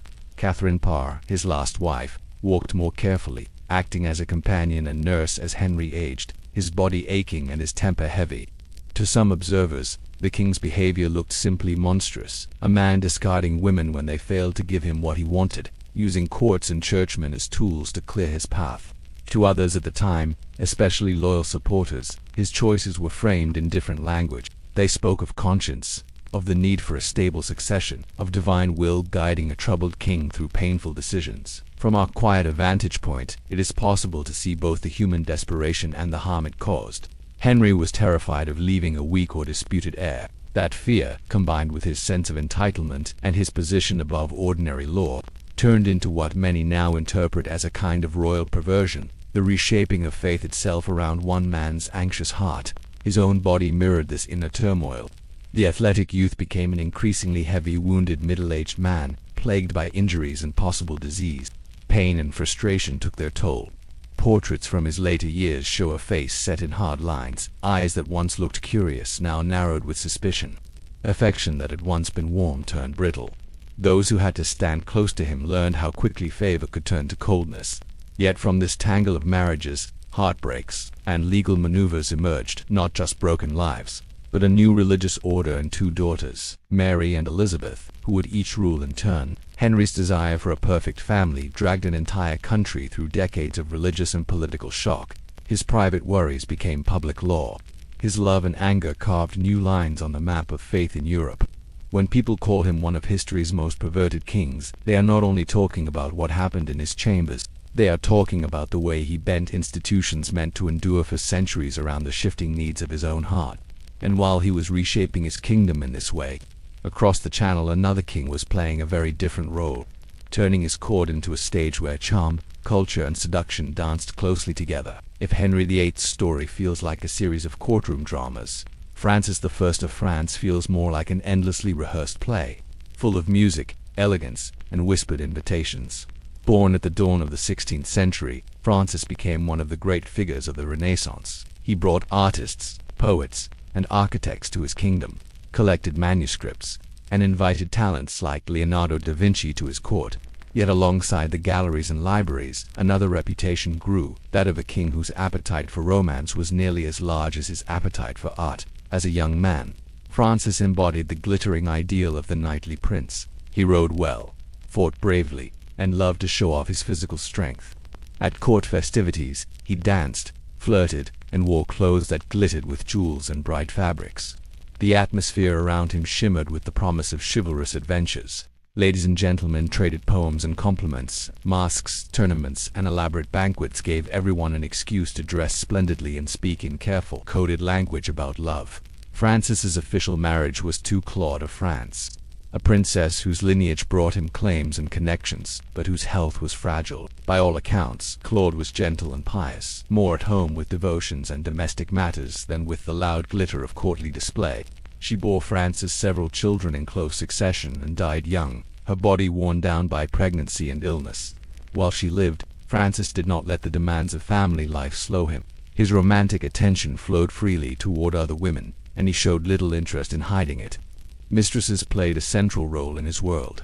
Some held his attention only briefly, others like Françoise de Foix and later Anne de Pisteleu remained close to him for years, shaping not only his private pleasures but also his political decisions. These women were not simply ornaments. They received estates, titles, and positions that allowed them to build their own networks of influence. Courtiers who wanted a favor from the king might first try to win the goodwill of his current favorite, knowing that a word murmured in the right ear late at night could move a signature the next morning. The court itself seemed to join in this game. Foreign visitors wrote home about an environment saturated with flirtation. Ladies-in-waiting and noble daughters were trained not only in music and embroidery, but in the witty, restrained art of conversation. Men boasted of their conquests in private letters, pairing tales of battlefield courage with lists of hearts won in dim corridors and garden pavilions. In such a setting, Francis's behavior did not always stand out as uniquely scandalous. It was an exaggerated version of what many nobles wished they could do if they had his freedom and power. Still, not everyone was charmed. Some observers muttered that Francis treated his body and soul too lightly, that he squandered energy on affairs when he should have been planning wars more carefully. Stories circulated that he boasted about his experience with women, that he joked about being harmed more in beds than in battles. These anecdotes reinforced the image of a king who saw seduction as another sort of sport, a contest where winning was measured in size rather than captured fortresses. There were consequences beyond bruised feelings. The public visibility of mistresses and the constant dance of courtly attraction could blur boundaries in dangerous ways. Young noble women whose families hoped for respectable marriages might find themselves drawn, or pushed, into the orbit of the king and his friends. Saying no to a sovereign's attention was never simple. Behind the silken music, there were surely moments of fear and pressure that did not make it into polished letters and poems. The same environment that allowed genuine affection and playful flirting also created space for exploitation. Religion added another layer of tension. While Francis presented himself as a Christian prince and patron of learning, the growing unrest caused by religious reformers and strict moralists cast shadows over his extravagant lifestyle. Critics argued that the luxuries of his court, including the endless romantic entanglements, offended heaven at a time when the kingdom should be seeking humility and repentance. Even if these voices did not dominate policy, they contributed to a sense that something at the heart of the French monarchy was out of balance. For Francis personally, love and admiration seemed to have been as necessary as air. He surrounded himself with people who praised his charm, his courage, and his taste. In such a setting, relationships could become partly mirrors. The women around him reflected back the image of the ideal Renaissance king he wanted to see. To lose a mistress's affection or her ability to delight him was, in a way, to feel that mirror crack. Moving from one favorite to another kept the reflection bright, at least for a while. Yet even this lover king faced limits. Military defeats humbled him. Periods of illness reminded him that no amount of charm could protect a body from age and pain. When he grew older, the relentless pace of feasts and affairs slowed, though it never entirely stopped. He left behind a mixed legacy: magnificent chateaux, a stronger sense of French cultural identity, and a courtly tradition that celebrated romance while quietly paving the way for even more extreme patterns in the next generations. Lying awake and thinking of Francis's world is like imagining a great hall filled with candlelight, silk gowns, and the murmur of many conversations, all spinning around a single brilliant figure. At first it seems entrancing, almost enviable. Look a little closer though, and you see the strain on the faces of those trying to keep up, the quiet calculations behind every smile, the fear of suddenly falling out of favor. For all its elegance, this was still a place where desire and power could twist together into something that left real bruises. And from this polished stage of French romance, we now drift toward a king whose pursuit of pleasure would become far more secretive, organized, and, in the eyes of many, deeply unsettling. If Francis I turned love into a performance, Louis XV of France turned it into something closer to a quiet system, tucked away just out of sight. When he first took the throne as a child, people called him the Beloved. France was still recovering from the long, heavy reign of his great-grandfather, Louis XIV, and there was hope that this new king would bring a gentler age. For a while he did. Then, as the years passed and his shyness curdled into boredom, his search for comfort and distraction took him down a path that many later writers would describe as one of the strangest perversions of absolute monarchy. As a young man, Louis seemed almost painfully reserved. He fulfilled his duties, hunted, prayed, and tried to be a good husband to his Polish-born queen, Marie Le. They had many children together, and for a time their household looked almost simple, at least by royal standards. But the routines of court life, the endless ceremonies, and the weight of expectation wore on him. Louis was not naturally talkative or outgoing. He often felt isolated in his own palace, surrounded by people yet starved for warmth and lively company. Into that emptiness stepped a series of favorites, the most famous of whom was Jean Antoinette Poisson, better known as Madame de Pompadour. Intelligent, witty, and determined, she became not only his official mistress, but his confidant and partner in art, architecture, and diplomacy. For years she occupied a position of extraordinary influence, hosting salons, supporting artists, and helping to shape the cultural face of the French court. Over time, however, their physical relationship faded, while their friendship endured. Pompadour, ever practical, understood that the king's need for physical intimacy had not vanished. It had simply drifted elsewhere. The solution that developed was both secretive and strangely bureaucratic. Near the Grand Palace of Versailles, in a quieter area away from formal halls and staring eyes, a discreet residence became the center of a delicate arrangement. This place, which later generations would call the Parc aux Cerfs, served as a private retreat where Louis could meet young women chosen and housed for his pleasure. The details vary from account to account, but the general pattern is clear enough. Go-betweens and officials selected candidates, arranged their transport, and managed their living conditions, almost as if they were handling a quiet administrative project rather than human lives. For the king, this arrangement offered predictability and control. He could step out of the stiff world of Versailles into a smaller, softer space where he did not have to worry about politics, conversation, or the delicate balancing of jealous noble families.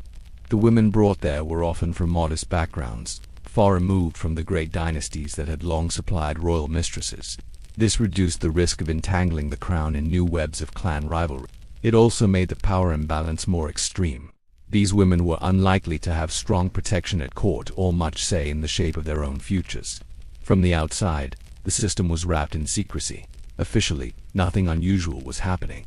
The king still appeared in chapel, still held councils, still moved through the carefully choreographed routines of monarchy. Rumors, however, have a way of slipping through even the tightest doors. Servants talked, distant relatives bragged, bits and pieces of information drifted into Parisian gossip, then into satire and whispered songs in taverns and shops. The picture that emerged in the public imagination was of a ruler spending time and money on carefully organized pleasure, while his people struggled with rising prices and heavy taxes. Madame de Pompadour's role in all this has been debated ever since. Some portray her as the calm manager of the king's desires, arranging discreet encounters to keep him content and pliable.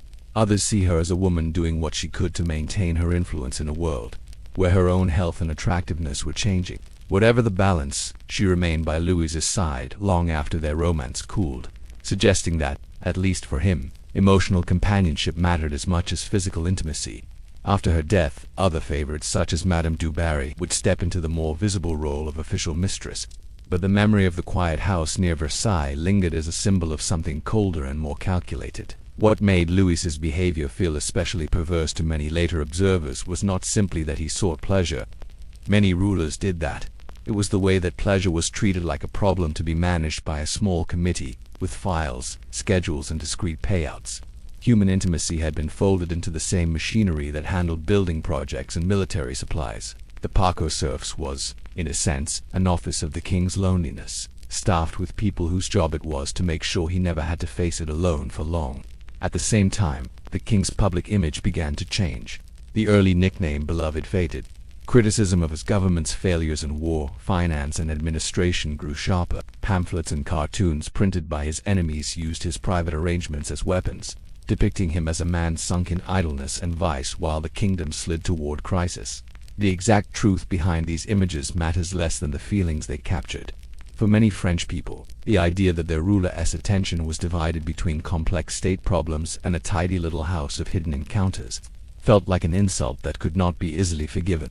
From our quiet vantage point, centuries later, it is tempting to see the Paco serfs as a darkly curious detail, a footnote in a long list of royal eccentricities. But if we pause and think of the people inside that house, the story becomes heavier. Young women removed from familiar surroundings, housed near a glittering palace they could not fully enter, brought in and out of the king's orbit according to decisions made in rooms they never saw.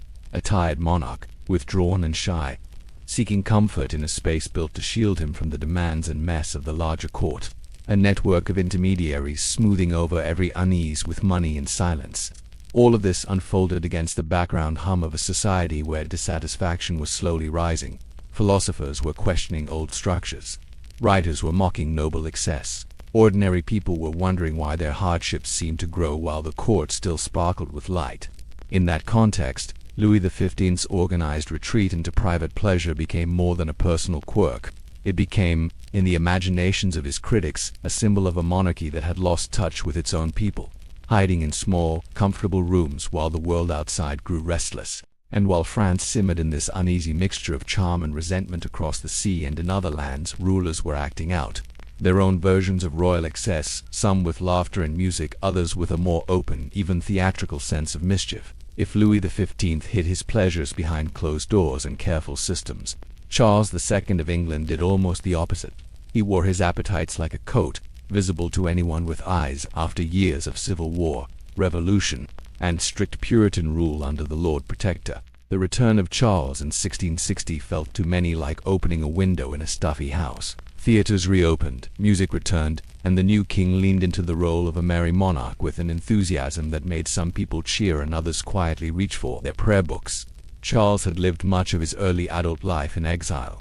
He wandered between European courts, surviving on promises and the goodwill of foreign rulers, never entirely sure if he would regain his father's throne. Those years shaped him.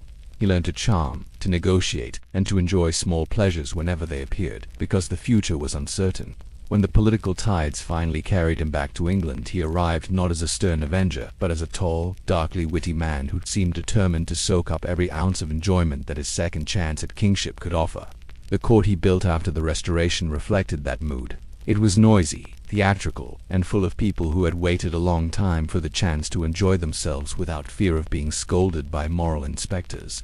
Women took to the stage as actresses for the first time in English history, rather than having men play female roles in disguise.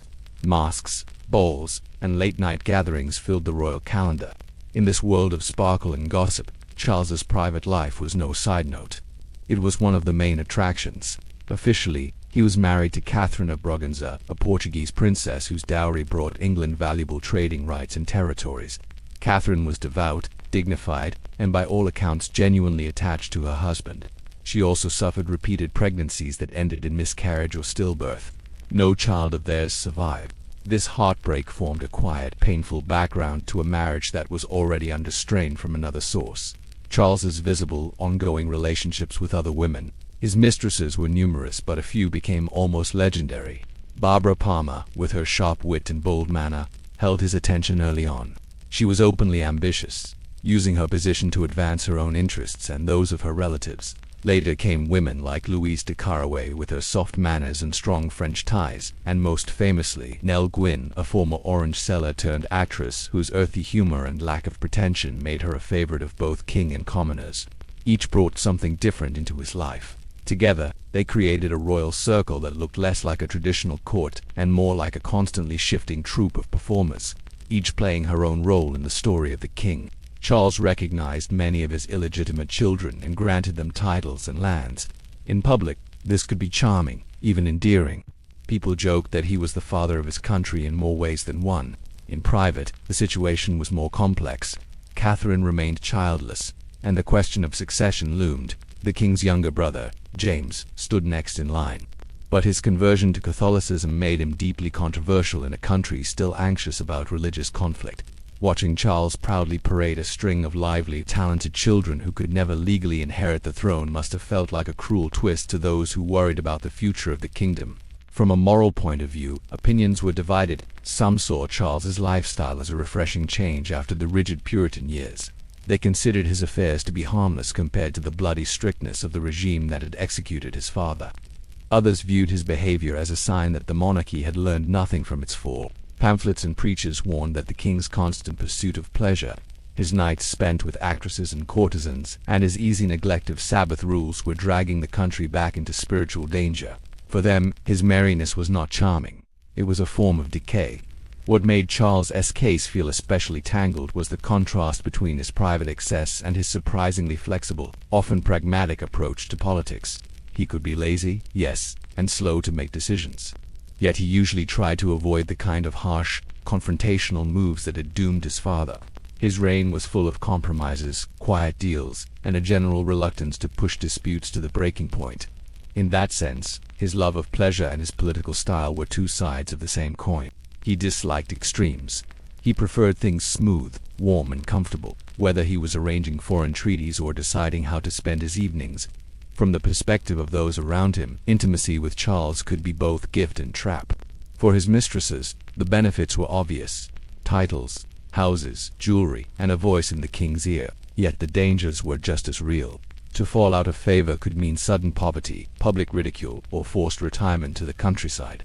The same theaters that celebrated them in song and gossip could turn on them with vicious satire. Even queens and royal mistresses had to live with the knowledge that the crowd's adoration could twist into cruel laughter overnight. For Catherine of Braganza, the experience was particularly bitter. She had crossed seas to marry a king, only to find him sharing his affections so openly with others that jokes about his mistresses became part of everyday conversation. Yet she remained loyal, even when Parliament tried to pressure Charles into divorcing her because of the lack of heirs. In the end, he refused to set her aside. There is a strange, quiet tenderness in that decision. For all his wandering, the merry monarch drew at least one firm line around his marriage, even as nearly everything else in his private life flowed and shifted. Thinking about Charles lying in his richly decorated rooms while actresses, courtiers, and servants drifted through, we see a portrait of kingship very different from the rigid, severe image of earlier rulers. His court was lively, undisciplined, and often scandalous. Yet it was also a place where some people felt alive again after years of repression. Whether we see him as perverted, charming, or simply weak depends on which part of the story we focus on. From the quiet of your own room, Charles's world looks like a bright lantern swinging over dark water. It throws light, laughter, and color, inviting people in. But it also blinds them to the dangers below, the unresolved tensions and anxieties that do not vanish just because the king chooses to dance. Those tensions would eventually break the surface in the next reign, but for now, the music in Whitehall continues late into the night. And as England's merry monarch drifts into sleep, surrounded by the echoes of his pleasures far to the north in Denmark and across the Baltic in Sweden, other rulers are wrestling with demons of a very different kind, where perversion and scandal mingle with genuine illness and dangerous paranoia. Some kings astonish their courts with excess. Others unsettle them simply by existing, fragile and unpredictable, at the center of power. Christian VII of Denmark belonged firmly to the second group. Born in the mid-18th century, he inherited a kingdom that was not especially large, but strategically important, balancing relationships with powerful neighbors. On parchment, his role was clear. In flesh and mind, things were far more uncertain. From childhood, people noticed that Christian was different. He could be bright and lively one moment, then withdrawn or cruel the next. Tutors complained that he refused to concentrate. Servants whispered about sudden rages and strange jokes that went too far. What today we might describe in terms of mental illness or neurodivergence was, in his world, mostly seen as bad character or weak will. No one had a clear language for what was happening inside him. They had only expectations a king should be composed, dignified, in control. Christian rarely matched that image. When the time came for him to marry, the usual political calculations were into motion. The chosen bride was Caroline Matilda, the teenage sister of Britain's King George III. She crossed the sea to Denmark full of youthful energy, likely with very little idea of the storm she was sailing into. At first, their story looked like a typical royal arrangement, two strangers brought together to seal an alliance. But Christian's behavior quickly made it clear that this would not be a simple partnership. He swung between periods of apparent charm and episodes of disturbing, erratic conduct. He indulged in pranks and cruel amusements, sometimes humiliating those around him for sport. At other times he withdrew, lost in inner turbulence. Intimacy in such a marriage was not a tender meeting of hearts, but a duty navigated through confusion and fear. Caroline Matilda, far from home, found herself living beside a man she could neither fully understand nor reliably trust, while the entire court watched and judged her reactions. Into this unstable situation stepped a new figure, Johann Friedrich Struensee, a German doctor who initially arrived as part of the king's medical team. Struensee was well-read, influenced by Enlightenment ideas about reason, reform, and humane governance. As he spent time with Christian, he discovered that the troubled king responded well to his calm manner. Where others scolded or flattered, Struensee offered a mixture of sympathy and gentle structure. Gradually he became not just a physician but a companion and, in some ways, a kind of guardian. As Christian grew more dependent on him, Struensee's influence expanded. He began to guide decisions, draft documents, and quietly push for changes in the way the realm was governed.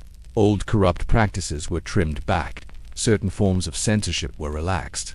Reforms aimed at improving the lives of ordinary citizens were put into motion with surprising speed.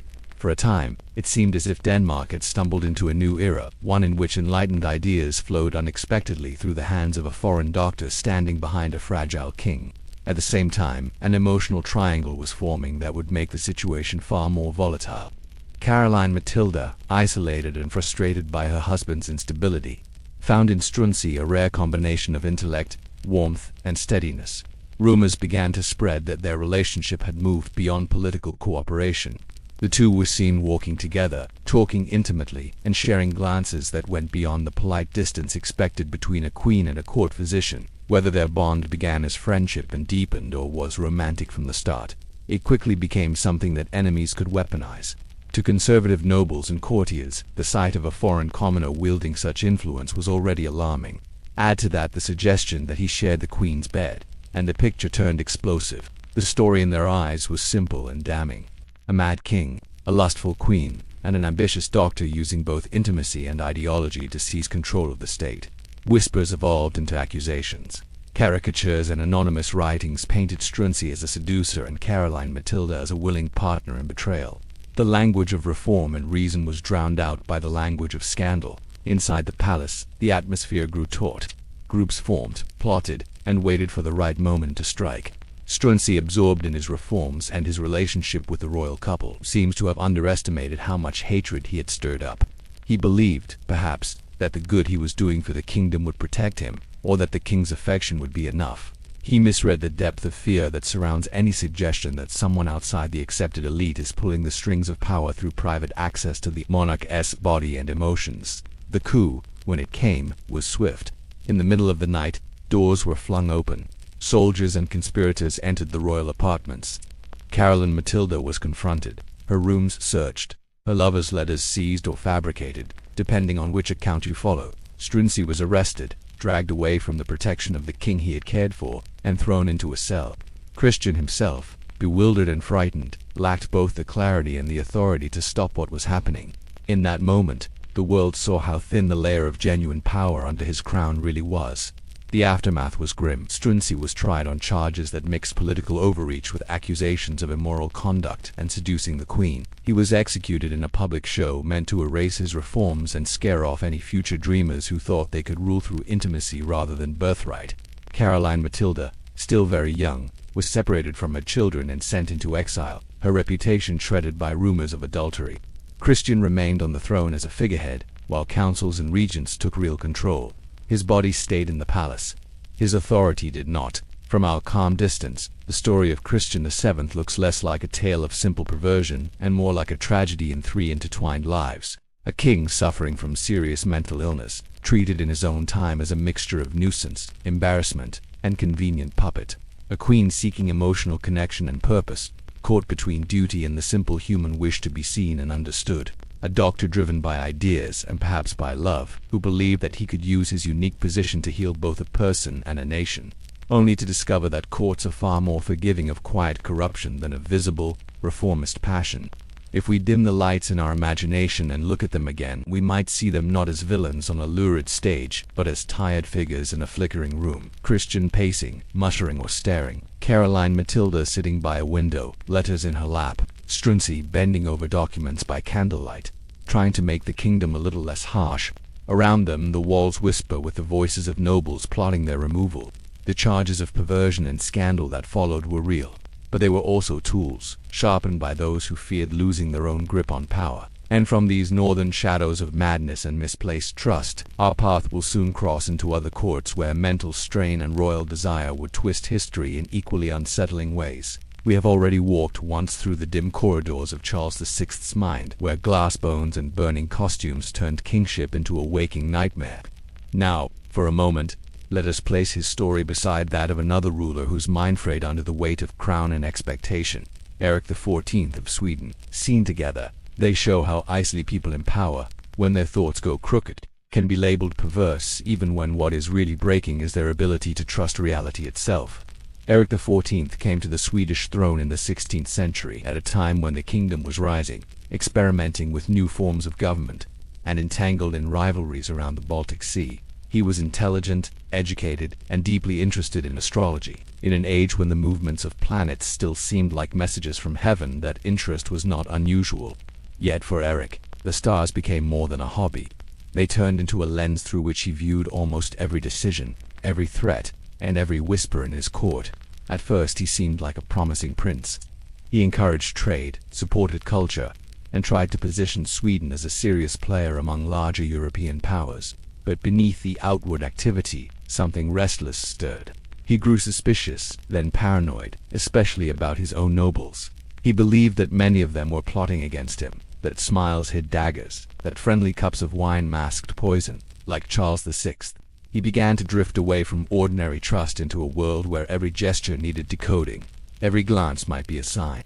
In his search for guidance, Eric consulted astrologers and interpreted charts, looking for confirmation that he was chosen and justified in whatever he did to protect his throne. When the stars seemed to warn of danger, his fear sharpened. The line between caution and obsession blurred. A king who might have used horoscopes as gentle entertainment instead started reading them as legal documents written across the sky, granting him permission for increasingly harsh measures. The crack in his story opened wide during what came to be known as the Stuart murders. The Stuarts were a prominent noble family with a long history of influence. Eric, convinced that they were plotting against him, ordered them arrested. Even then, the situation might have been contained. Investigations, exile, or forced oaths were all familiar tools for handling suspected traitors. But during a visit to the prisoners, something snapped. Eric attacked one of them himself, stabbing him in a sudden frenzy. Guards, seeing the king's fury, joined in. Several members of the family were killed in a burst of violence that shocked the country. From that point it became harder to pretend that the king was merely strict or overly suspicious. Like Charles in the forest turning his sword against his own men, Eric had shown that his mind could flip without warning. The murders were not a carefully planned act of cruelty, but a bloody outburst born of fear and confusion. Yet, to those who survived, the distinction hardly mattered. A ruler who killed in a moment of panic was just as dangerous as one who killed with cold calculation. In the space between official documents and private whispers, Eric's behavior quickly took on a darker color. People spoke of a king possessed by strange passions, of moods that veered from affectionate to brutal, of an inner life twisting in ways that were hard to name. Stories grew up around his fixation on certain women at court, his intense jealousy, and his erratic treatment of those who attracted his attention. Here again, the word perverted slithered into the conversation, used by enemies not in a medical sense, but as a moral judgment that combined fear of madness with disgust at supposed success. And yet, even as his mind unraveled, Eric fell in love. Her name was Corinne Mansdata, a young woman of humble background who began as a servant and eventually became his wife. Their relationship in many ways defied the usual royal script. She was not a princess from some distant court, chosen for her family's political value. She was a commoner whose presence seemed to soothe the king. Accounts of their time together suggest genuine affection, even tenderness. For a man haunted by suspicion, to trust a woman from outside the maze of noble rivalries was both brave and risky. To the high-born families of Sweden, this match was intolerable. It seemed to them an upside-down world, the king lifting a commoner to queenship while treating ancient noble lines as enemies. In their eyes, everything about his rule had become twisted. His reliance on stars rather than counsel, his sudden bursts of violence, his elevation of a low-born wifeful could be lumped together as proof that he had drifted far from the proper, natural order of things. In time, that judgment turned into action. Just as barons had moved against Edward II, and just as factions had surrounded Christian VII, Swedish nobles organized to remove Eric from power. They rallied around his half-brother John, who presented himself as calmer, more reliable, more in tune with tradition. Eric was deposed, imprisoned, and eventually died in captivity under circumstances that still invite questions. Poison has often been suspected, though absolute proof remains elusive. Officially, the danger had been contained. The perverted king, whose mind had spun itself into knots, was gone. When we place Eric and Charles side by side in our thoughts, something interesting happens. The scandals that swirl around them are not primarily about lust or planned cruelty. They are about what happens when the mind of a ruler fractures and those around him react with a mixture of pity, disgust, and opportunism. In both cases, whispers about perversions served as a way to describe behavior that felt frighteningly unpredictable. People needed a word that made sense of late-night rants, sudden attacks, or strange rituals meant to protect a body made of glass or a soul guided by stars. But under that label are two human beings who might, in another time, have received treatment instead of chains, medicine instead of mocking. Their desires for safety, for love, for some pattern that would make the world less terrifying were not so alien. They simply played out on a stage where every tremor of the mind became a matter of state. Those closest to them, wives, mistresses, doctors, servants, had to live inside that unstable reality, never sure which version of the king would greet them when the door opened. As you rest and let these stories drift through your thoughts, notice how the lines between sin, sickness, and scandal blur. The chroniclers of their day did not separate them cleanly, and perhaps could not. To them, a king who broke social and moral expectations, whether in the bedroom or in the council chamber, risked not just his own soul, but the safety of the entire kingdom. And as fear grows, so does the temptation to call someone perverted simply because we do not know what else to call a life unraveling in front of us. From these fragile minds and frightened courts, our path will take us next to a ruler whose darkness lay less in confusion and more in a cold fascination with fear itself. Some kings tried to win love, others settled for respect. Ferdinand I of Naples seemed, at times, to prefer fear. Known in Italian as Ferrante, he ruled in the 15th century over a kingdom where bright sunlight and blue seas hid the usual mixture of rivalry, ambition, and fragile loyalties. Outwardly, he was a practical ruler who defended his lands and navigated the shifting politics of Italy. Beneath that, rumor painted a much darker portrait, one in which perversion was less about romance and more about a chilling fascination with power over life and death. Ferdinand was not born into the most secure position. He was an illegitimate son of Alfonso of Aragon who had conquered Naples and fused it with his broader dynastic claims. When Alfonso died, Ferrante inherited the Neapolitan crown, but many local nobles viewed him as an outsider, more Spanish than Italian, and not quite legitimate. From the very beginning, he faced conspiracies, rebellions, and whispered doubts about his right to rule. In such a climate, trust came sparingly. Suspicion became almost a daily habit. To survive, he used every tool available. Clever diplomacy, military force, strategic marriages, and, if the stories are to be believed, a chilling kind of theater. One of the most persistent legends about him centers on a hidden chamber in the royal palace, sometimes called the Black Room. According to this tale, Ferdinand ordered the bodies of executed rebels and traitors to be preserved in lifelike poses, dressed in their fine clothes and arranged along the walls like a grotesque gallery. When a new suspect was brought to him, the king would supposedly lead the frightened guest into this chamber, casually revealing the waxy faces and glassy eyes of those who had opposed him in the past. The message needed no explanation. Modern historians argue about how literally we should take this story. It may be that some of the details were exaggerated by his enemies, who wanted to paint him as a monster. But even if the Black Room existed only in part, or mostly in imagination, the fact that people believed it tells us something important. They were ready to accept that their king could turn the bodies of former rivals into decorations, using fear as a kind of private artwork. In their minds, his perversion lay in his ability to blur the line between punishment and display, between justice and cruel amusement. Around this core of terror swirled more ordinary, if still troubling, tales of royal appetite. Ferdinand was rumored to have many lovers and illegitimate children, following a pattern familiar in many courts. Yet in his case, the stories often link sensuality with manipulation. A nobleman seeking favor might offer a daughter or sister to the king's attention. A rival might find his household invaded not only by spies but by seduction.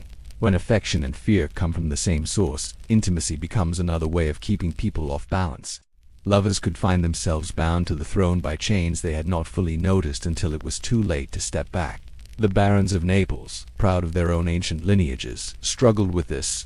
Many of them saw themselves as near equals to the king, not as trembling subjects. Some joined conspiracies, hoping to replace Ferdinand with a ruler more to their liking. Others plotted with foreign powers, inviting outside armies to intervene. Each time a plot fell apart, the price was high. Executions, confiscations, and forced marriages tightened the crown's grip.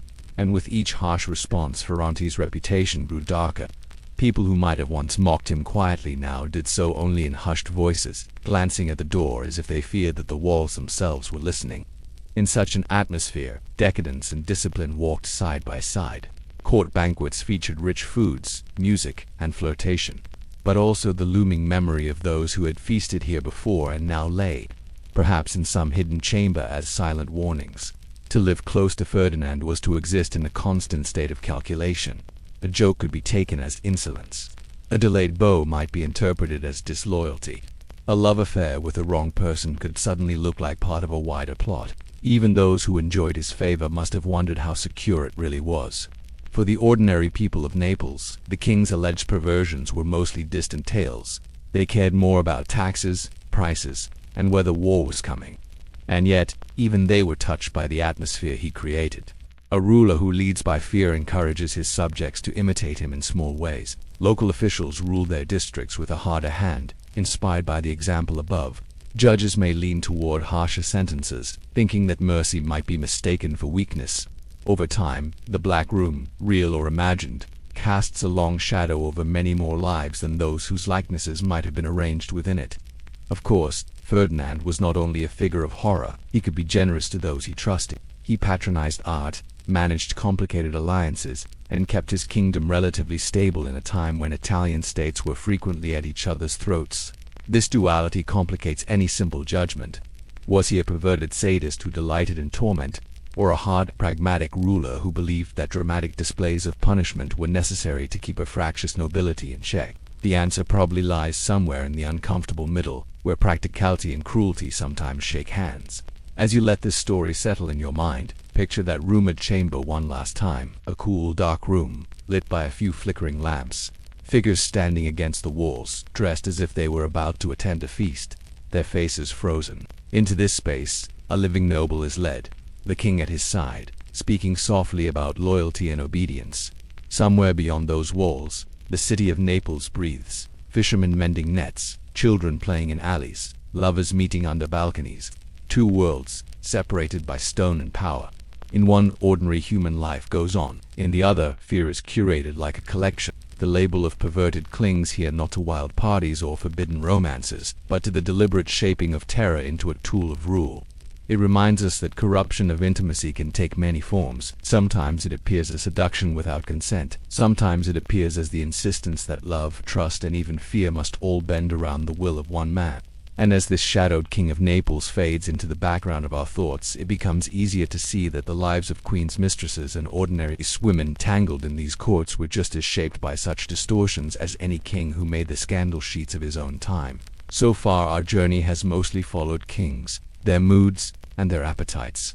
Yet if we stop and listen more carefully, another set of footsteps echoes through these corridors. The quieter but no less decisive steps of queens, mistresses, and other women who lived at the very center of these stories. Too often they appear only as decorations in the background of royal portraits, or as names in a list of conquests. In reality, many of them carried the weight of the king's desires on their backs, paying the price when that desire turned sour or when public opinion grew tired of the games. Imagine Maria of Portugal, Alfonso XI's lawful queen, watching her husband parade Leonor de Guzman as if she were the true partner. Every public ceremony where Leonor stood close to the king must have felt like salt rubbed into a deep wound. Maria's marriage had been negotiated to strengthen two kingdoms, yet she spent years sidelined, sent to religious houses and lesser residences, while another woman held the ear and eyes of her spouse. Her eventual revenge on Leonor after Alfonso's death was not born in a single angry moment. It grew slowly, watered by humiliation, by sleepless nights spent wondering why the vows spoken at the altar had turned into a kind of public joke. Leonor, for her part, was no simple villain in this drama. She had entered the king's life as a young widow, probably aware that his favor could lift her family out of the uncertainty that haunts even noble households. As the relationship deepened, she found herself in a position no handbook could really explain, half consort, half target. To accept lands, titles, and the king's embrace was also to accept the hatred of those who believed she had stolen a place that was not hers. Each gift strengthened her, but also painted a larger and larger bullseye on her back. Her eventual fall shows how thin the ice beneath royal favorites could be, especially when a wronged queen finally held the reins of power. Move forward a few generations and the pattern repeats itself in different dress. Anne Boleyn, dazzling and sharp-tongued at the court of Henry VIII, learned how to hold a king at arm's length until he reshaped a whole church to have her. She refused to be just another mistress, insisting that if Henry wanted her, he must approach through the door of marriage. For a while, this strategy worked. She became queen, mother of Elizabeth, and the center of English court life. But the same traits that attracted Henry, her boldness, her refusal to play the silent, submissive role, also created enemies who whispered poison into willing ears. When the king's anxiety about heirs and his temper turned against her, very few of her earlier admirers risked standing close. The fall was as spectacular as the rise, and far more final.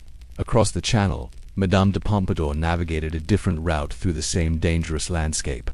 She understood that her power did not come only from the king's desire, but from her ability to make herself useful beyond the bedchamber. She studied politics, cultivated artists, and turned herself into a kind of cultural minister. When her romance with Louis XV cooled, she did not vanish. She reinvented herself as his closest friend and advisor. In doing so, she showed unusual agility in a world that often treated women as replaceable once their youth faded. Even then, she lived under constant attack from those who blamed her for every policy they disliked or every rumor of fresh decadence at court. And then there are the women who come into our story almost sideways, like Odette de Champdivers at the side of Charles VI. She appears in the sources as a gentle presence in a swirl of fear, caring for a man whose mind sometimes broke away from reality. To some, she was a scandal, another proof that the king had abandoned propriety. To others, she looked like a necessary kindness in a very harsh situation. Intimacy here was not just about thrills, it was about keeping a frightened, unstable ruler calm enough that the state did not collapse outright. The price she paid for that role is harder to trace, but it is not hard to imagine the suspicion, the whispered insults, and the precariousness that came with being attached to such a troubled figure. Even women who never set out to break any rules could find themselves trapped in the web of royal desire. Catherine of Braganza came to England expecting a marriage built on mutual duty and respect. Instead, she found her husband, Charles II, openly sharing his time and affection with actresses and courtiers who made the crowds roar with laughter. Catherine did not retaliate with dramatic gestures or flamboyant lovers of her own. She stayed, prayed, endured miscarriages and stillbirths, and watched other women hold the children her husband publicly acknowledged and favored. In the end, the one unshakable decision Charles made in her favor, refusing to divorce her despite pressure, was a small mercy wrapped in years of quiet pain. For mistresses of humbler origin, the calculus was even more brutal. A young woman invited to a place like the Parc aux Cerfs near Versailles might have grown up in a modest home with limited prospects for security or advancement. The offer to live near the king, wear fine clothes, and receive generous allowances could look like a miracle. Yet once inside that carefully managed world, her choices narrowed. Saying no to the king was dangerous. Asking for a different life was nearly impossible. When the arrangement ended, she might find herself married off to someone chosen for convenience rather than affection, or quietly return to a society that viewed her with a mix of envy and contempt. In each of these stories, the line between power and victimhood blurs. Some queens and mistresses learned how to press their advantage, shaping policy and protecting their children. Others were overwhelmed, broken, or discarded. Behind every famous perverted king stood women forced to read his moods like weather reports, always adjusting, always calculating how to survive the storms that followed sudden shifts of desire. Think for a moment about the quieter figures who rarely get named. The maids arranging gowns at dawn, the older ladies who acted as chaperones and go-betweens, the widows who agreed to become confidants because they needed a patron. They too lived close to the center of scandal, absorbing the shockwaves when a queen was set aside, a mistress fell from favor, or a drunken order sent someone to a dungeon. Their own safety depended on knowing when to keep a secret, when to pass along a rumor, and when to silently disappear from a room before a conversation turned dangerous. As you lie there listening, you might notice that the pattern across centuries stays eerily stable. Power bends intimacy. Desire is rarely just desire when it flows from the top down. Women in royal courts had to navigate a world where a smile could be read as consent, where saying no could be misheard as a challenge, and where gossip could transform their lives overnight. The kings often left the loudest footprints in the chronicles, but the softer steps of the women beside them shaped history in ways that are harder to see, yet impossible to untangle from the scandals we remember. By now, you might have noticed something strange. For every story of a king's perversion, there are just as many stories about whispers, songs, and jokes. In many ways, gossip was the bloodstream of medieval and early modern politics. It flowed through kitchens, cloisters, markets, and palace corridors. And the most potent kind of gossip often involved the royal bedroom. Nothing cut quite as deeply as the suggestion that a ruler's body, or the bodies around him, were out of control. Imagine a tavern near a royal palace on a damp night. Merchants, soldiers, and servants gather around rough tables. Someone has heard that the king keeps a secret house full of lovers, or that a queen is meeting a handsome courtier in hidden gardens, or that a favorite has more influence in the bedchamber than the council chamber. A story starts with "they say" and grows with each retelling. By the time the tavern closes, the king's private life has been reshaped into a cautionary tale, a bitter joke, or a scandal that everyone feels they own a piece of. Gossip could be playful, but it could also be purposeful. Rivals at court learned quickly that attacking a king's military decisions or finances might not get much traction with ordinary people. Those subjects were complicated, full of numbers and treaties. But say that the king was weak in bed, or too interested in people he should not desire, or ruled by a lover's kiss, and suddenly the story stuck. People understood it. They could repeat it easily. In a world without social media or mass newspapers, rumor was the fastest way to shape a reputation. Satirists and pamphlet writers took this raw material and sharpened it. In some cities, anonymous sheets appeared overnight, pinned to doors or passed hand to hand, full of cartoons and verses, mocking rulers as gluttons, lechers, or cowards. A king might be drawn with exaggerated features, surrounded by mistresses, or shown as a puppet tugged by strings held in delicate hands. A queen might be caricatured as a scheming temptress, seducing ministers to get her way. These images rarely aimed to describe reality with fairness. Their purpose was to stick in the mind, to make it hard to think of the monarch without also seeing that mocking picture. Foreign enemies loved this game. If you could not defeat a rival king on the battlefield, you might try to undermine him in the court of public opinion, accusing him of strange tastes, of neglecting his lawful wife for unnatural favorites, or of spending more time in the arms of lovers than at councils could make him look ridiculous or dangerous in the eyes of his own subjects. Sometimes, embassies quietly encouraged the spread of such tales, like tossing a small poisonous seed into the soil of another realm and waiting to see what kind of distrust would grow. The church, too, found the royal bedroom a convenient target when it wanted to push for reform or warn of divine anger. Preachers could thunder from pulpits about kings who kept mistresses, ignored their queens, or turned their palaces into dens of indulgence. They often used these figures as examples in broader sermons about sin and punishment. A bad harvest or a plague outbreak could be framed as heaven's reply to a ruler's private excess. Whether or not ordinary listeners accepted this logic, the association sank in. A king's behavior in bed might bring suffering to everyone. For queens and royal women, gossip and satire were especially lethal. A king could be mocked for loving too many people. A queen was more often attacked for loving it all. Even a close friendship with a male advisor could be twisted into an accusation of adultery. A princess who laughed too freely, wrote too many letters, or favored fashionable clothes could find herself at the center of rumors that she was corrupting the court. In such a climate, women close to power had to measure every gesture, knowing that any slip might be turned into a scandalous story used to weaken their influence or justify their removal. Over time, a pattern emerges. When a regime was strong and broadly accepted, gossip about the royal bedroom might circulate as private entertainment, the kind of thing people joked about but rarely acted upon. When a regime was weak, when taxes were high, wars were going badly, or famine stalked the land, the same kind of gossip took on a different tone. It became evidence that the rulers were not just unlucky or mistaken, but morally rotten. If the king could not control his own desires, people asked, how could he control anything else? Of course, sometimes there was truth in the stories. Some kings did abuse their power to coerce lovers, reward favorites, or humiliate rivals through intimate threats. Others maintained relatively calm private lives, but were still smeared with tales of perversion because someone wanted them gone. The difficulty, especially for us looking back from a great distance, lies in telling these cases apart.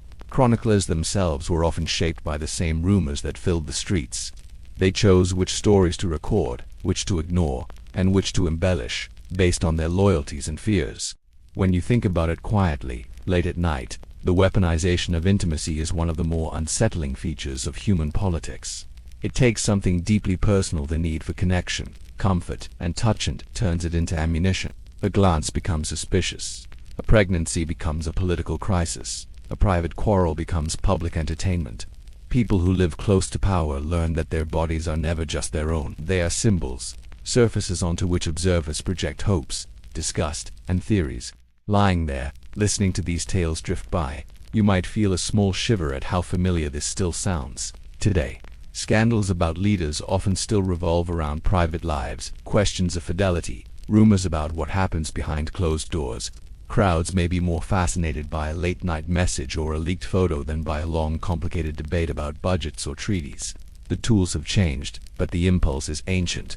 We still tell ourselves stories about the people who rule us, using the language of desire and perversion to make sense of power that feels distant and yet intimate at the same time.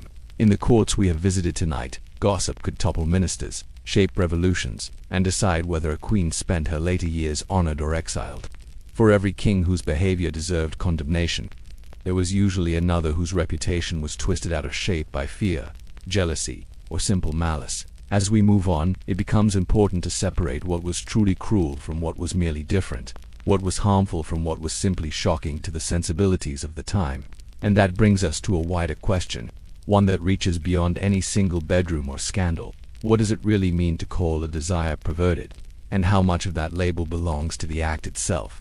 And how much to the era judging it? By now, the word perverted has appeared so often that it starts to feel heavy, like a coat soaked through by rain. Kings wear it in chronicles, whispered stories, and later histories. Sometimes because of what they actually did, sometimes because of what others needed them to represent. But if we are going to use that word at all, especially as we lie here in the quiet, it is worth pausing and asking what it truly means. How much of it belongs to the king and how much to the eyes watching him? Desire, in any age, is a tricky guest. It seldom arrives when it is convenient. It rarely respects rules made in dusty council chambers. One person yearns for comfort and stability, another for wild thrill and variety. Some fall in love across lines of class, religion, or gender that their society insists are impossible. Some discover that the scripts they were handed, one spouse, one neat household, one approved set of fantasies, do not fit the shape of their hearts at all. None of this is unique to monarchs. The difference is that when a king's desire breaks the script, the whole kingdom feels the shock. In the medieval and early modern worlds, official rules about intimacy tended to come from religious authorities. Marriage was defined in narrow terms. Anything outside that line could be condemned. Same-sex love, relationships that crossed certain degrees of kinship, multiple partners, or even just enjoying physical pleasure too much within marriage. Yet when we look closely at how people actually lived, we see a different picture. Noblemen kept mistresses. Some noblewomen kept discreet lovers. Common folk formed bonds outside official marriage, raised children in messy arrangements, and made quiet workarounds when the rules did not match reality. So why did some kings get branded as twisted monsters, while others, who behaved similarly, were treated as charming rakes or simply weak? Often, it came down to consent and consequence. A ruler who used his power to force unwilling partners, to break up families, or to humiliate those who could not say no, created real harm. The stories of King John of England or certain Italian princes fall into this category. Their perversion lay not just in whom they desired, but in the way they trampled the boundaries of others as if those boundaries did not exist at all. Other rulers found themselves condemned primarily because their desires did not match the accepted pattern. Edward II's deep attachment to male favorites, or certain queens' suspected affairs in suffocating marriages, were judged through laws and doctrines that treated certain forms of love as inherently evil. From a modern perspective, it is hard not to feel a tug of sympathy for people who may have been punished, not for cruelty, but for seeking affection in the only way that made emotional sense to them. A relationship that looked like a terrifying inversion of nature to a 14th century chronicler might look very different to someone alive today.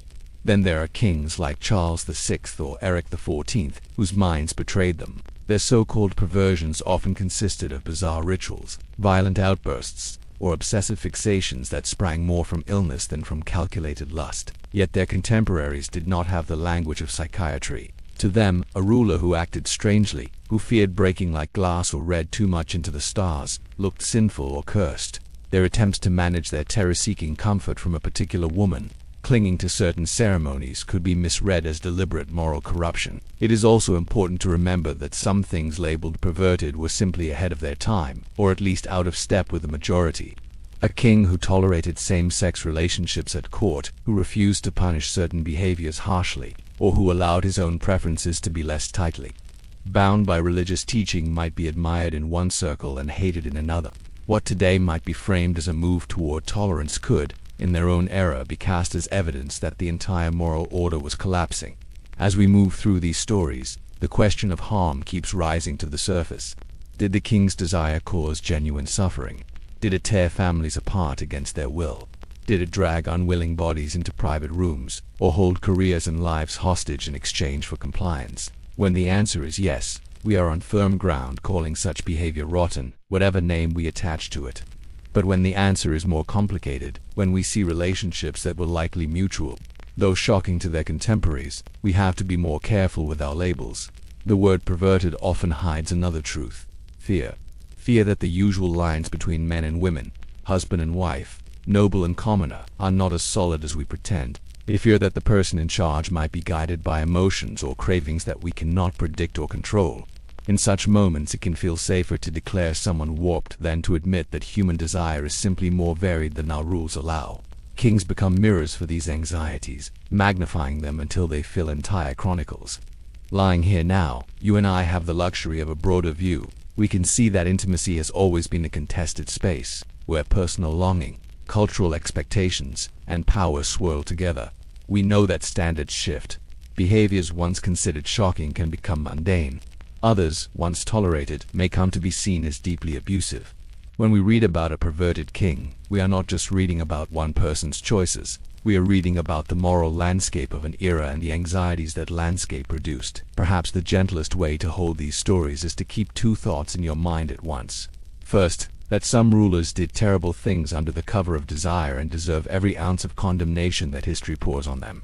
Second, that others were trapped in scripts they did not write, judged by rules that left little room for their particular hearts. Between these extremes lies a wide, shadowed field where ordinary human confusion plays out on a very public stage. As your eyes grow heavier, you might think of that field as a place at dusk, scattered with figures we have met tonight, some cruel, some tender, many flawed, all walking in the dim light of their own time's understanding. For them, there was no way to step outside the judgments of their age. For us, there is at least the possibility of pausing, breathing, and asking quietly whether the word perverted reveals more about the judged or about the people doing the judging.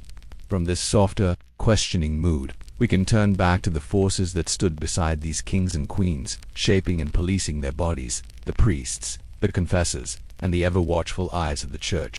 In the background of every royal scandal we have touched tonight, there is a quieter presence, like a figure standing near the edge of a painting, watching but never quite stepping into the center. That figure is the church. Priests, bishops, confessors, and theologians formed the spiritual wallpaper of medieval and early modern courts. They were the ones who whispered in ears about sin and salvation, who listened to royal secrets in dark confessionals, and who tried, often without success, to steer kings away from the paths that would later earn them the label of perverted. From childhood, princes were taught that their souls carried more weight than those of ordinary people. A king was supposed to be both shepherd and example. His sins, preachers warned, threatened not only his own salvation but the well-being of his entire kingdom. If he fell into vice, if he allowed lust, greed, or cruelty to rule him, then God might send punishments that would fall on everyone: storms, failed harvests, plagues, military defeat. This idea that the monarch's private behavior could trigger public disaster haunted both rulers and subjects. It turned the royal bedroom into something like a spiritual fault line. Confession was meant to provide a safety valve. In theory, a king could kneel before his confessor, speak honestly about his failings, receive advice and absolution, and then try to amend his life. In practice, things were rarely so simple. Imagine a priest listening as a ruler admits, in a low voice, that he keeps a mistress, or several, that he has forced himself on someone, that he cannot let go of a relationship the church condemns. The confessor must try to balance compassion with duty, urging the king to change his ways while knowing that a harsh rebuke might cost him access or even his position. Some kings took confession seriously. They struggled, cried, and made promises they genuinely meant in the moment. Then, weeks or months later, they slipped back into familiar patterns. The pull of habit, the loneliness of power, and the ease with which the world bent around their desires all worked against lasting reform. A confessor in such a setting might feel like someone trying to sweep the tide back with a broom. Each time he thought progress had been made, another wave rolled in, carrying the same sins in slightly different shapes. Other rulers used confession more like a spiritual shield. They might confess in a dry, formulaic way, ticking off standard failings without letting anyone too close to the truth. A carefully vague phrase, "I have not always been chaste," could cover anything from mild daydreams to truly damaging behavior. Once the ritual was completed, they could reassure themselves that heaven had been duly consulted, that the ledger had been reset. This gave them psychological room to continue doing as they pleased, convinced that the sacrament had taken care of the most serious risks. There were also times when churchmen turned royal sins into leverage. Knowing that a king feared judgment, a clever bishop might hint that his support, his silence, or his willingness to smooth things over with Rome depended on some concession. A monastery spared, a policy amended, a tax softened. The moral authority of the church could be wielded both sincerely and strategically. When a scandal broke into the open, sermons might suddenly become more pointed, conjuring biblical kings who had fallen through lust and brought ruin on their people. The language of these sermons often mixed genuine spiritual concern with a certain theatrical flair. A preacher might describe the court as a den of temptation, a modern Sodom glittering with jewels and perfumes. He would remind listeners of King David, who took another man's wife and suffered bitter consequences, or of Solomon, whose many wives and concubines led him away from pure worship. The parallel was clear. Rulers who surrendered to desire risked losing not only God's favor but the stability of their kingdoms. Yet it is important to see that the church was not a single, unified voice. Within its walls, thinkers argued about how harshly kings should be judged, how much mercy should be shown, and whether some kinds of desire were inherently worse than others. Some confessors were strict, urging rulers to dismiss mistresses, reconcile with neglected spouses, and live more simply. Others were more lenient, focusing on intention, urging moderation rather than absolute change, and emphasizing acts of charity or piety as ways to offset failings in other areas. For royal women, the church could be both refuge and prison. Queens like Catherine of Aragon or Maria of Portugal turned to prayer and religious communities for strength when their husbands betrayed them. A chapel could be a place to weep unseen, to pour out complaints to God that could not safely be spoken aloud to courtiers. At the same time, church teachings about wifely obedience and the sacredness of marriage sometimes trapped them in situations where they felt obliged to endure humiliation rather than seek escape. The fear of sin, and of its consequences, shaped even those rulers who seemed most carefree. Henry VIII wrestled with scripture as he tried to interpret his lack of sons as a sign of divine displeasure. Louis XV, for all his organized pleasures, listened to confessors who warned him that his lifestyle endangered not just his own soul, but his dynasty. Even Charles II, often portrayed as almost indifferent to religion, had moments when illness or crisis brought him closer to thinking about the state of his conscience and the possibility of sudden judgment. Sitting quietly with these images, you can almost hear the soft murmur of prayers drifting through palace chapels late at night. A king kneels, perhaps genuinely sorrowful, perhaps simply anxious, listing his faults.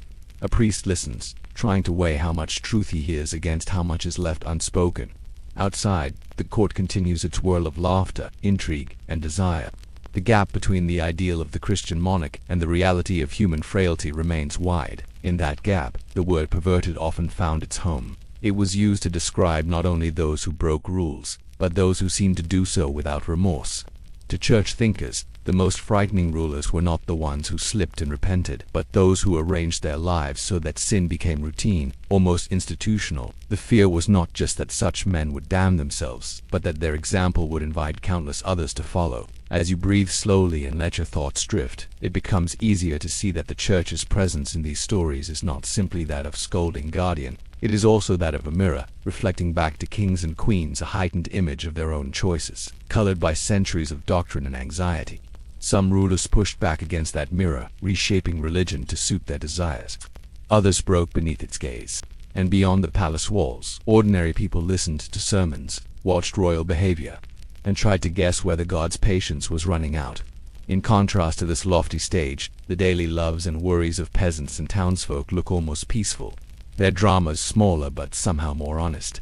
While kings wrestled with guilt in candlelit chapels and courtiers whispered about who slipped through which private doorway, most people in the medieval world were busy with something far more immediate, getting through the day. For peasants, artisans, and small-town merchants, love and desire were woven into a fabric made of work, hunger, family obligations, and the changing seasons.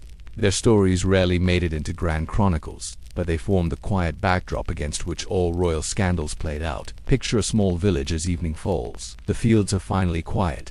Animals have been fed, tools put away. Smoke rises from low houses, carrying the smell of stew or bread. In one of those houses, a couple shares a cramped bed, perhaps with children sleeping nearby on pallets, perhaps with parents in the same room. Privacy, as we think of it today, hardly existed. Intimacy happened in snatches, in the fragile space between chores, or in dark corners of shared homes. Yet within those limits, people still found ways to build affection, quarrel, make up, and shape their own patterns of closeness. Marriages among ordinary folk were often arranged with a practical eye.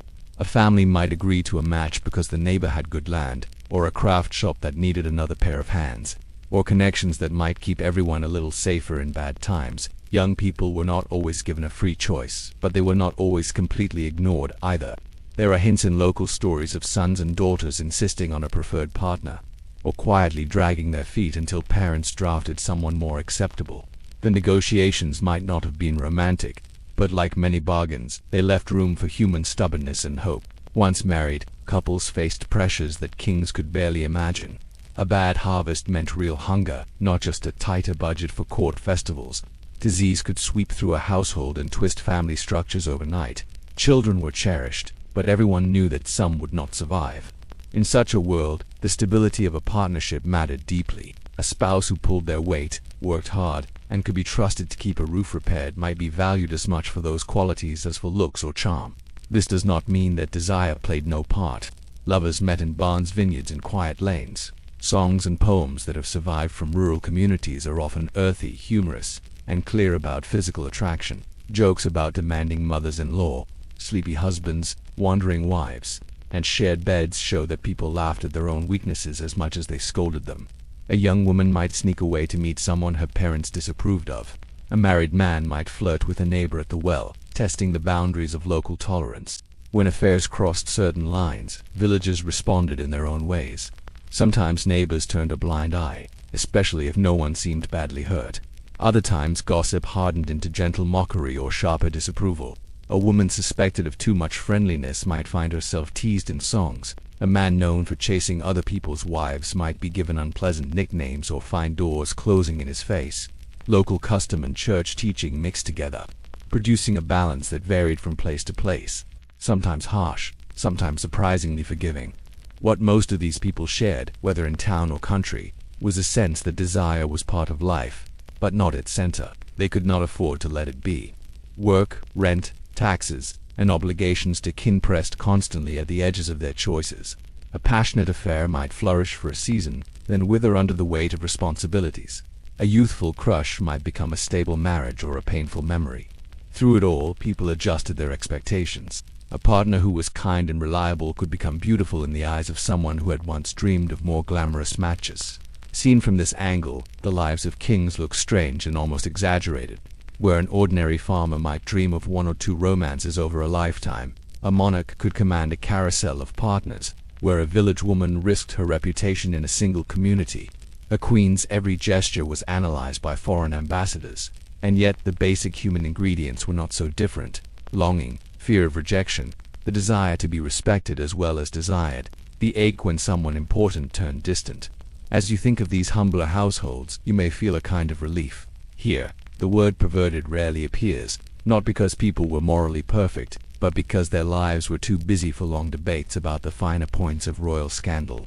They knew that love could bring comfort or trouble, that people sometimes failed each other, and that forgiveness or endurance were often more practical than outrage. Their stories remind us that while royal bedrooms were full of drama, most of the world carried on with quieter, more ordinary forms of intimacy, far from palaces under roofs that leaked in the rain, but sheltered hearts that were no less complex for being unseen. If we step even further back from the candlelit halls of medieval Europe, we find that stories of perverted rulers are older than castles and Gothic cathedrals. Long before chroniclers sharpened their quills for kings like Henry VIII or Louis XV, Roman historians were already painting certain emperors in lurid colors. In their pages, sex and cruelty often walk hand in hand, creating portraits that feel disturbingly familiar when compared to later tales. Think of names like Caligula and Nero. For many people, they are almost synonyms for depravity. Ancient writers claimed that Caligula slept with his sisters, staged extravagant feasts devoted to bizarre games of humiliation, and treated the bodies of others as toys. Nero is said to have married both women and men, to have performed on stage in ways that shocked traditional Roman sensibilities, and to have treated marriage vows as costumes to be swapped in and out depending on his mood. Whether every detail is true is doubtful. Ancient historians themselves were not neutral observers. They often had strong political reasons to portray fallen emperors as monsters. Then there is Elagabalus, a young emperor from the 3rd century whose name became tied to tales of religious and sexual excess.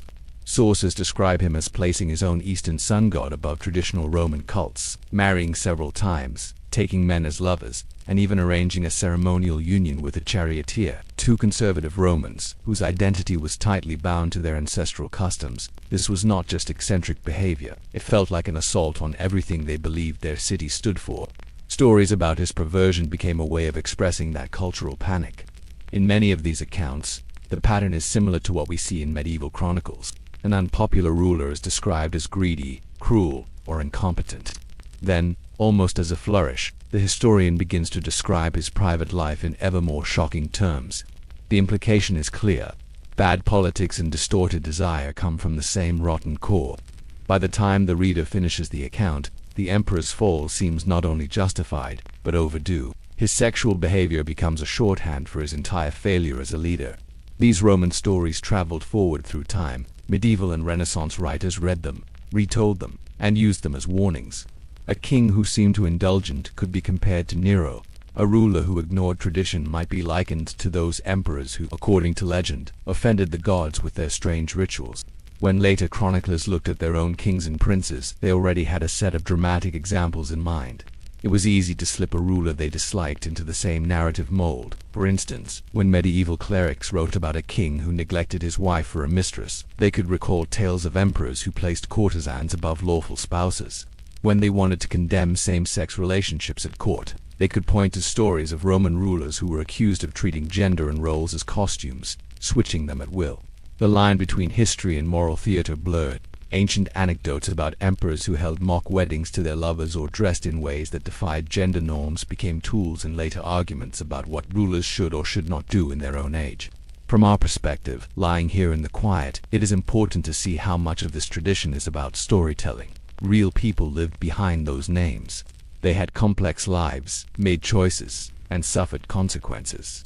Yet by the time their stories had passed through multiple hands, they had become almost characters in a cautionary play. Caligula and Nero stand in for tyrants who let appetite destroy restraint. Elagabalus becomes a convenient symbol of foreignness and excess rolled into one body. Their individual humanity is swallowed up by the role the story needs them to play.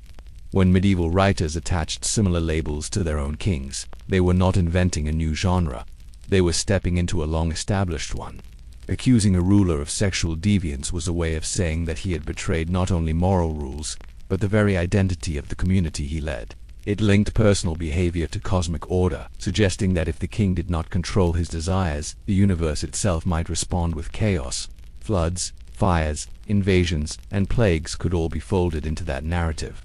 At the same time, not all ancient rulers who lived outside strict norms were remembered as monsters. Some were later celebrated for breaking certain rules in ways that seemed creative or liberating.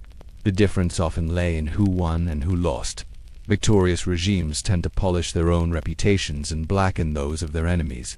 When a ruler died in disgrace or was overthrown, his private life became especially vulnerable to hostile interpretation. The same thing happened in medieval Europe. Henry VIII could not be safely criticized in certain ways while alive, but later generations felt free to describe his actions with sharper terms.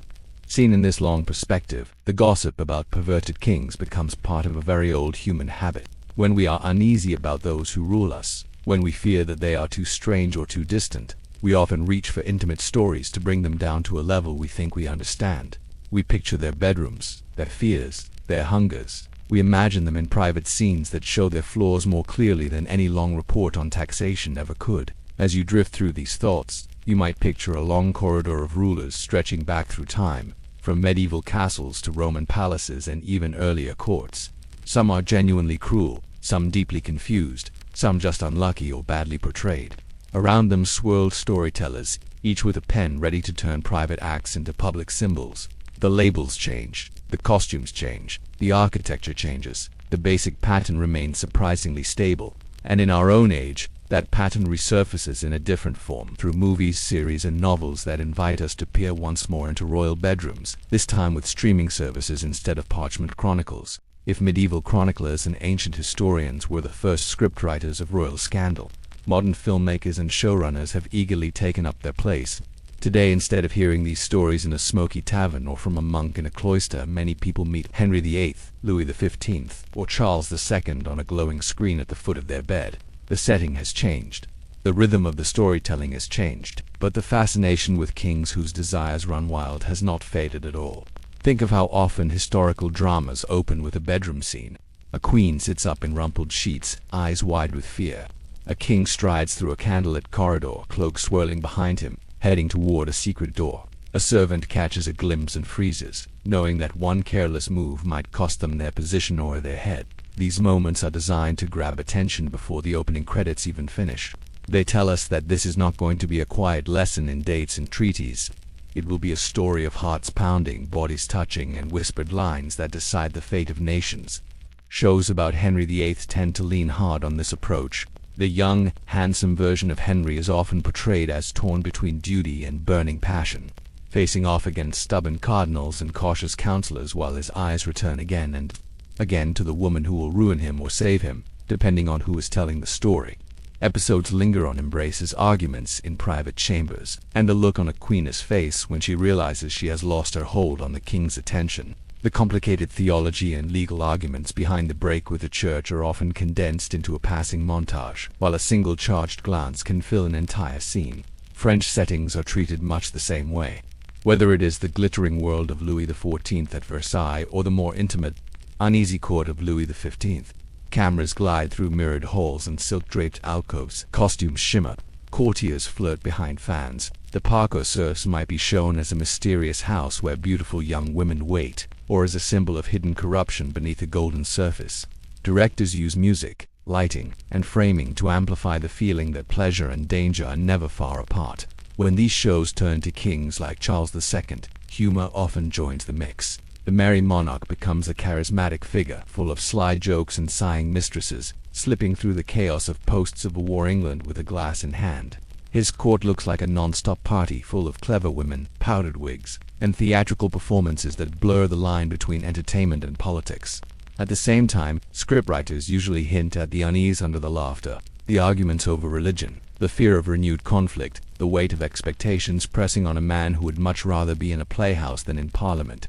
Kings with fragile minds, such as Charles VI or Christian VII, are often framed in a different but equally dramatic way. The scenes focus on their episodes of confusion or paranoia, the fear in the eyes of those around them, and the quiet desperation of wives and advisors trying to manage crises without letting the public see how bad things have become.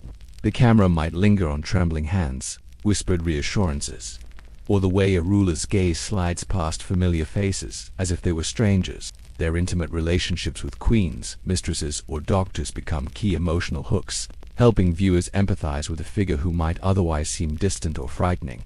Of course, television and film have their own pressures. They need to keep audiences awake and engaged, not gently drifting toward sleep. Scenes are built for tension. Doors slam, voices rise, secrets are discovered at the worst possible moment. Writers heighten conflict, compress timelines, and sometimes invent characters or relationships that never existed, all to give the story a sharper arc. It is not that they intend to lie. Rather, their job is to create a coherent, gripping narrative from a past that was often messy and full of half-known details. That means some aspects of royal lives get more spotlight than others. Bodies in bedrooms are easy to dramatize. Long council meetings or quiet reforms are harder to film in a way that feels exciting. As a result, viewers might come away with the impression that these kings spent most of their time in tangled bedsheets and very little at actual desks. The balance tips strongly toward desire and scandal, leaving out the dull, necessary work that also shaped their reigns. At the same time, modern creators sometimes use intimacy to recover stories that earlier chroniclers neglected. Queens and mistresses can become fully realized characters instead of footnotes. Their perspectives, fears, and strategies are explored in ways that old sources rarely allowed. A show might invite us to imagine an Oberyn not just as a schemer or a victim, but as a woman with her own religious convictions and political ideas. It might present Madame de Pompadour as more than a lavishly dressed ornament, showing her mind at work behind the famous smiles. The danger, of course, is that this new empathy can slide into a different kind of distortion. When we overly romanticize these relationships, we risk smoothing over the very real power imbalances that made them dangerous. A scene of passionate mutual desire might hide the fact that one partner could not safely refuse. A tender moment in a king's private chamber might obscure the way that same king used fear or violence elsewhere. Drama invites us to feel, but it does not always ask us to think as hard as we might about what is missing from the frame. Listening to all this from your pillow, you might feel a quiet contrast between the pacing of those shows and the slower, steadier rhythm of the stories we have shared tonight. Our journey has been less about sudden shocks and more about watching patterns unfold. We have allowed space for doubt, for the possibility that some tales were exaggerated, and for a softer view of people who lived inside rules and fears very different from our own. Where a series must cut to a close-up to keep you awake, this kind of storytelling can afford to linger on context, on background, on the quieter threads beneath the noise. Perhaps that is the real gift of hearing these histories in the dark, with no flashing images, no sudden music cues. You can let your mind supply its own pictures, at its own pace. You can imagine these rulers and their companions as more than just costumes and scandals. They become human beings again, flawed, sometimes cruel, sometimes oddly tender, often lost in systems and expectations they did not design. And as the last lights of the fictional sets fade from your thoughts, we can turn toward a final, gentler reflection, one that gathers together everything we have seen and asks what these tales of power and desire might tell us about ourselves. By now, the kings and queens we have visited tonight are starting to blur a little, the way faces do when a long day begins to fade into dreams. Crowns, torches, creaking floors, heavy curtains, whispered confessions, and sharp laughter have all passed before your inner eye. Somewhere among them walked John of England with his hungry stare, Peter of Castile burning too hot, Henry VIII reshaping a church around his private panic, Louis XV withdrawing into a carefully managed nest of secret pleasures, Charles II laughing his way through a court that never quite stopped dancing, and the fragile figures of Charles VI, Christian VII, and Eric XIV, whose minds turned their lives into strange, painful stories. We called them perverted kings because that is the label so often attached to them. It is a rough, blunt word, thrown like a stone from one age into another. Underneath, however, we have seen something more complicated.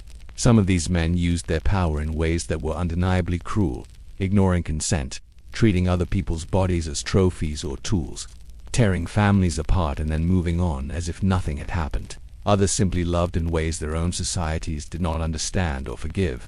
Still others were sick, their desires tangled up with fear, delusion, and a very human need for comfort in the middle of mental storms. The stories are not all the same, even if the label is what connects them is not only what they did, but where they stood. A king does not live at the quiet edge of things. He stands at the center, with eyes on him at all times. His needs and weaknesses are magnified. A private failing that in another person might be a sad little secret becomes, in a monarch, a matter of law, religion, rumor, and sometimes war. One man's jealousy can start a purge. One man's longing can reshape a dynasty. One man's refusal to accept no can turn into a legend so poisonous that people are still telling it centuries later. We have also seen that no king sinned alone. Around each of them moved women and men whose lives were pulled into their orbit. Queens trying to hold their dignity together, mistresses balancing affection against the knowledge that their security depended on the fickle heart servants, carrying messages they did not dare read doctors and confessors, trying with varying degrees of honesty to heal bodies and souls while still protecting their own positions. Some of these companions fought back, using their access to shape policy or secure their children's futures. Others were crushed or erased. Behind every dramatic chronicle entry lies a small crowd of quieter lives, altered forever by the choices of one person at the top. Beneath the gossip and satire, there was always fear. Fear that the king's lack of self-control would anger heaven. Fear that a favorite's whispered advice would outweigh the interests of the realm. Fear that a royal line might be polluted by doubtful heirs, or that a ruler's strange tastes signaled deeper instability. When people called a monarch depraved or twisted, they were not simply describing bedroom behavior. They were expressing an anxiety that the entire moral order might be coming loose. Heavy taxes, empty granaries, lost battles, and strange rumors wove together into one story. Our ruler is not only failing, he is wrong in his very nature. And yet, from this quiet distance it is also possible to see how much projection is at work. Kings became screens onto which each era threw its anxieties about gender, marriage, faith, and the limits of acceptable desire. Same-sex love could be turned into a symbol of cosmic disorder. A queen's search for tenderness could be painted as unnatural threat. A king's mental illness could be described as deliberate vice. The word perverted often ended up meaning whatever frightens us most right now, in the body of the person who rules us. None of this excuses the real harm some of these men caused. The fear in a young woman's eyes when a king decided she would be his. The despair of a queen locked away. The anger of nobles whose families were used as toys. These were not illusions. They were as real as the stone of the castles and the iron of the chains. But placing those harms in context reminds us that the line between monster and human being is not as bright as legend suggests. Many of these kings were not pure villains in their own minds. They were frightened, lonely, proud, or wounded, trying to fill a hollow place inside themselves with affection, control, or constant distraction. If you strip away the crowns and titles, what remains looks strangely familiar. People who do not know how to be alone. People who confuse being obeyed with being loved. People who try to soothe their fear of death and failure with bodies, flattery, or rituals. People who hurt others because they have never learned another way to feel safe. In them, in distorted form, we can glimpse ordinary human patterns, stretched and warped by power until they become grotesque. There is something quietly comforting about realizing this as you lie in the dark. It suggests that history is not a gallery of distant monsters, but a long, uneven landscape of human hearts. Some kind, some cruel, most somewhere in the uneasy middle. The kings we have met tonight were granted an unusual stage for their desires and flaws. We are granted, perhaps, the smaller stage of our own lives, where our choices will not topple dynasties but can still shape the worlds of those closest to us. As your eyes grow heavier, you might imagine the great castles and palaces we have visited slowly emptying of noise. Curtains are drawn. Torches go out one by one. In some high room a king sets aside his ring and scepter, pulls off heavy boots, and becomes, for a few hours, just a tired person in a bed. Through the walls, far beyond the reach of his orders, millions of other people sleep: peasants, merchants, servants, scribes each with their own secrets, regrets, and small hopes for tenderness and understanding. In the end, that may be the deepest lesson these stories offer. Power can magnify desire, twist it, and turn it into something frightening, but it cannot erase the basic human need beneath it. Every perverted king was, beneath the robe and regalia, a human being who wanted to be less afraid, less alone, more certain of love. Some found gentler ways to seek that. Others carved a path of damage through the lives of those around them. History remembers the worst of them in harsh tones. From our vantage point, we can remember them with clear eyes and, perhaps, a small measure of compassion without excusing, but also without pretending that we ourselves are made of finer clay. For now, you can let the last of their voices fade. The corridors fall silent, the doors of their private rooms closed. Outside, the night stretches on, calm and indifferent to crowns and scandals. You are no longer in their world, and they are no longer in yours. All that remains here, in this moment, is your own breath, slow and steady, and the quiet comfort of knowing that even the loudest stories eventually sink into stillness. When you are ready, you can follow them there, letting your thoughts drift away from kings and courts and into whatever soft place sleep has been waiting for you.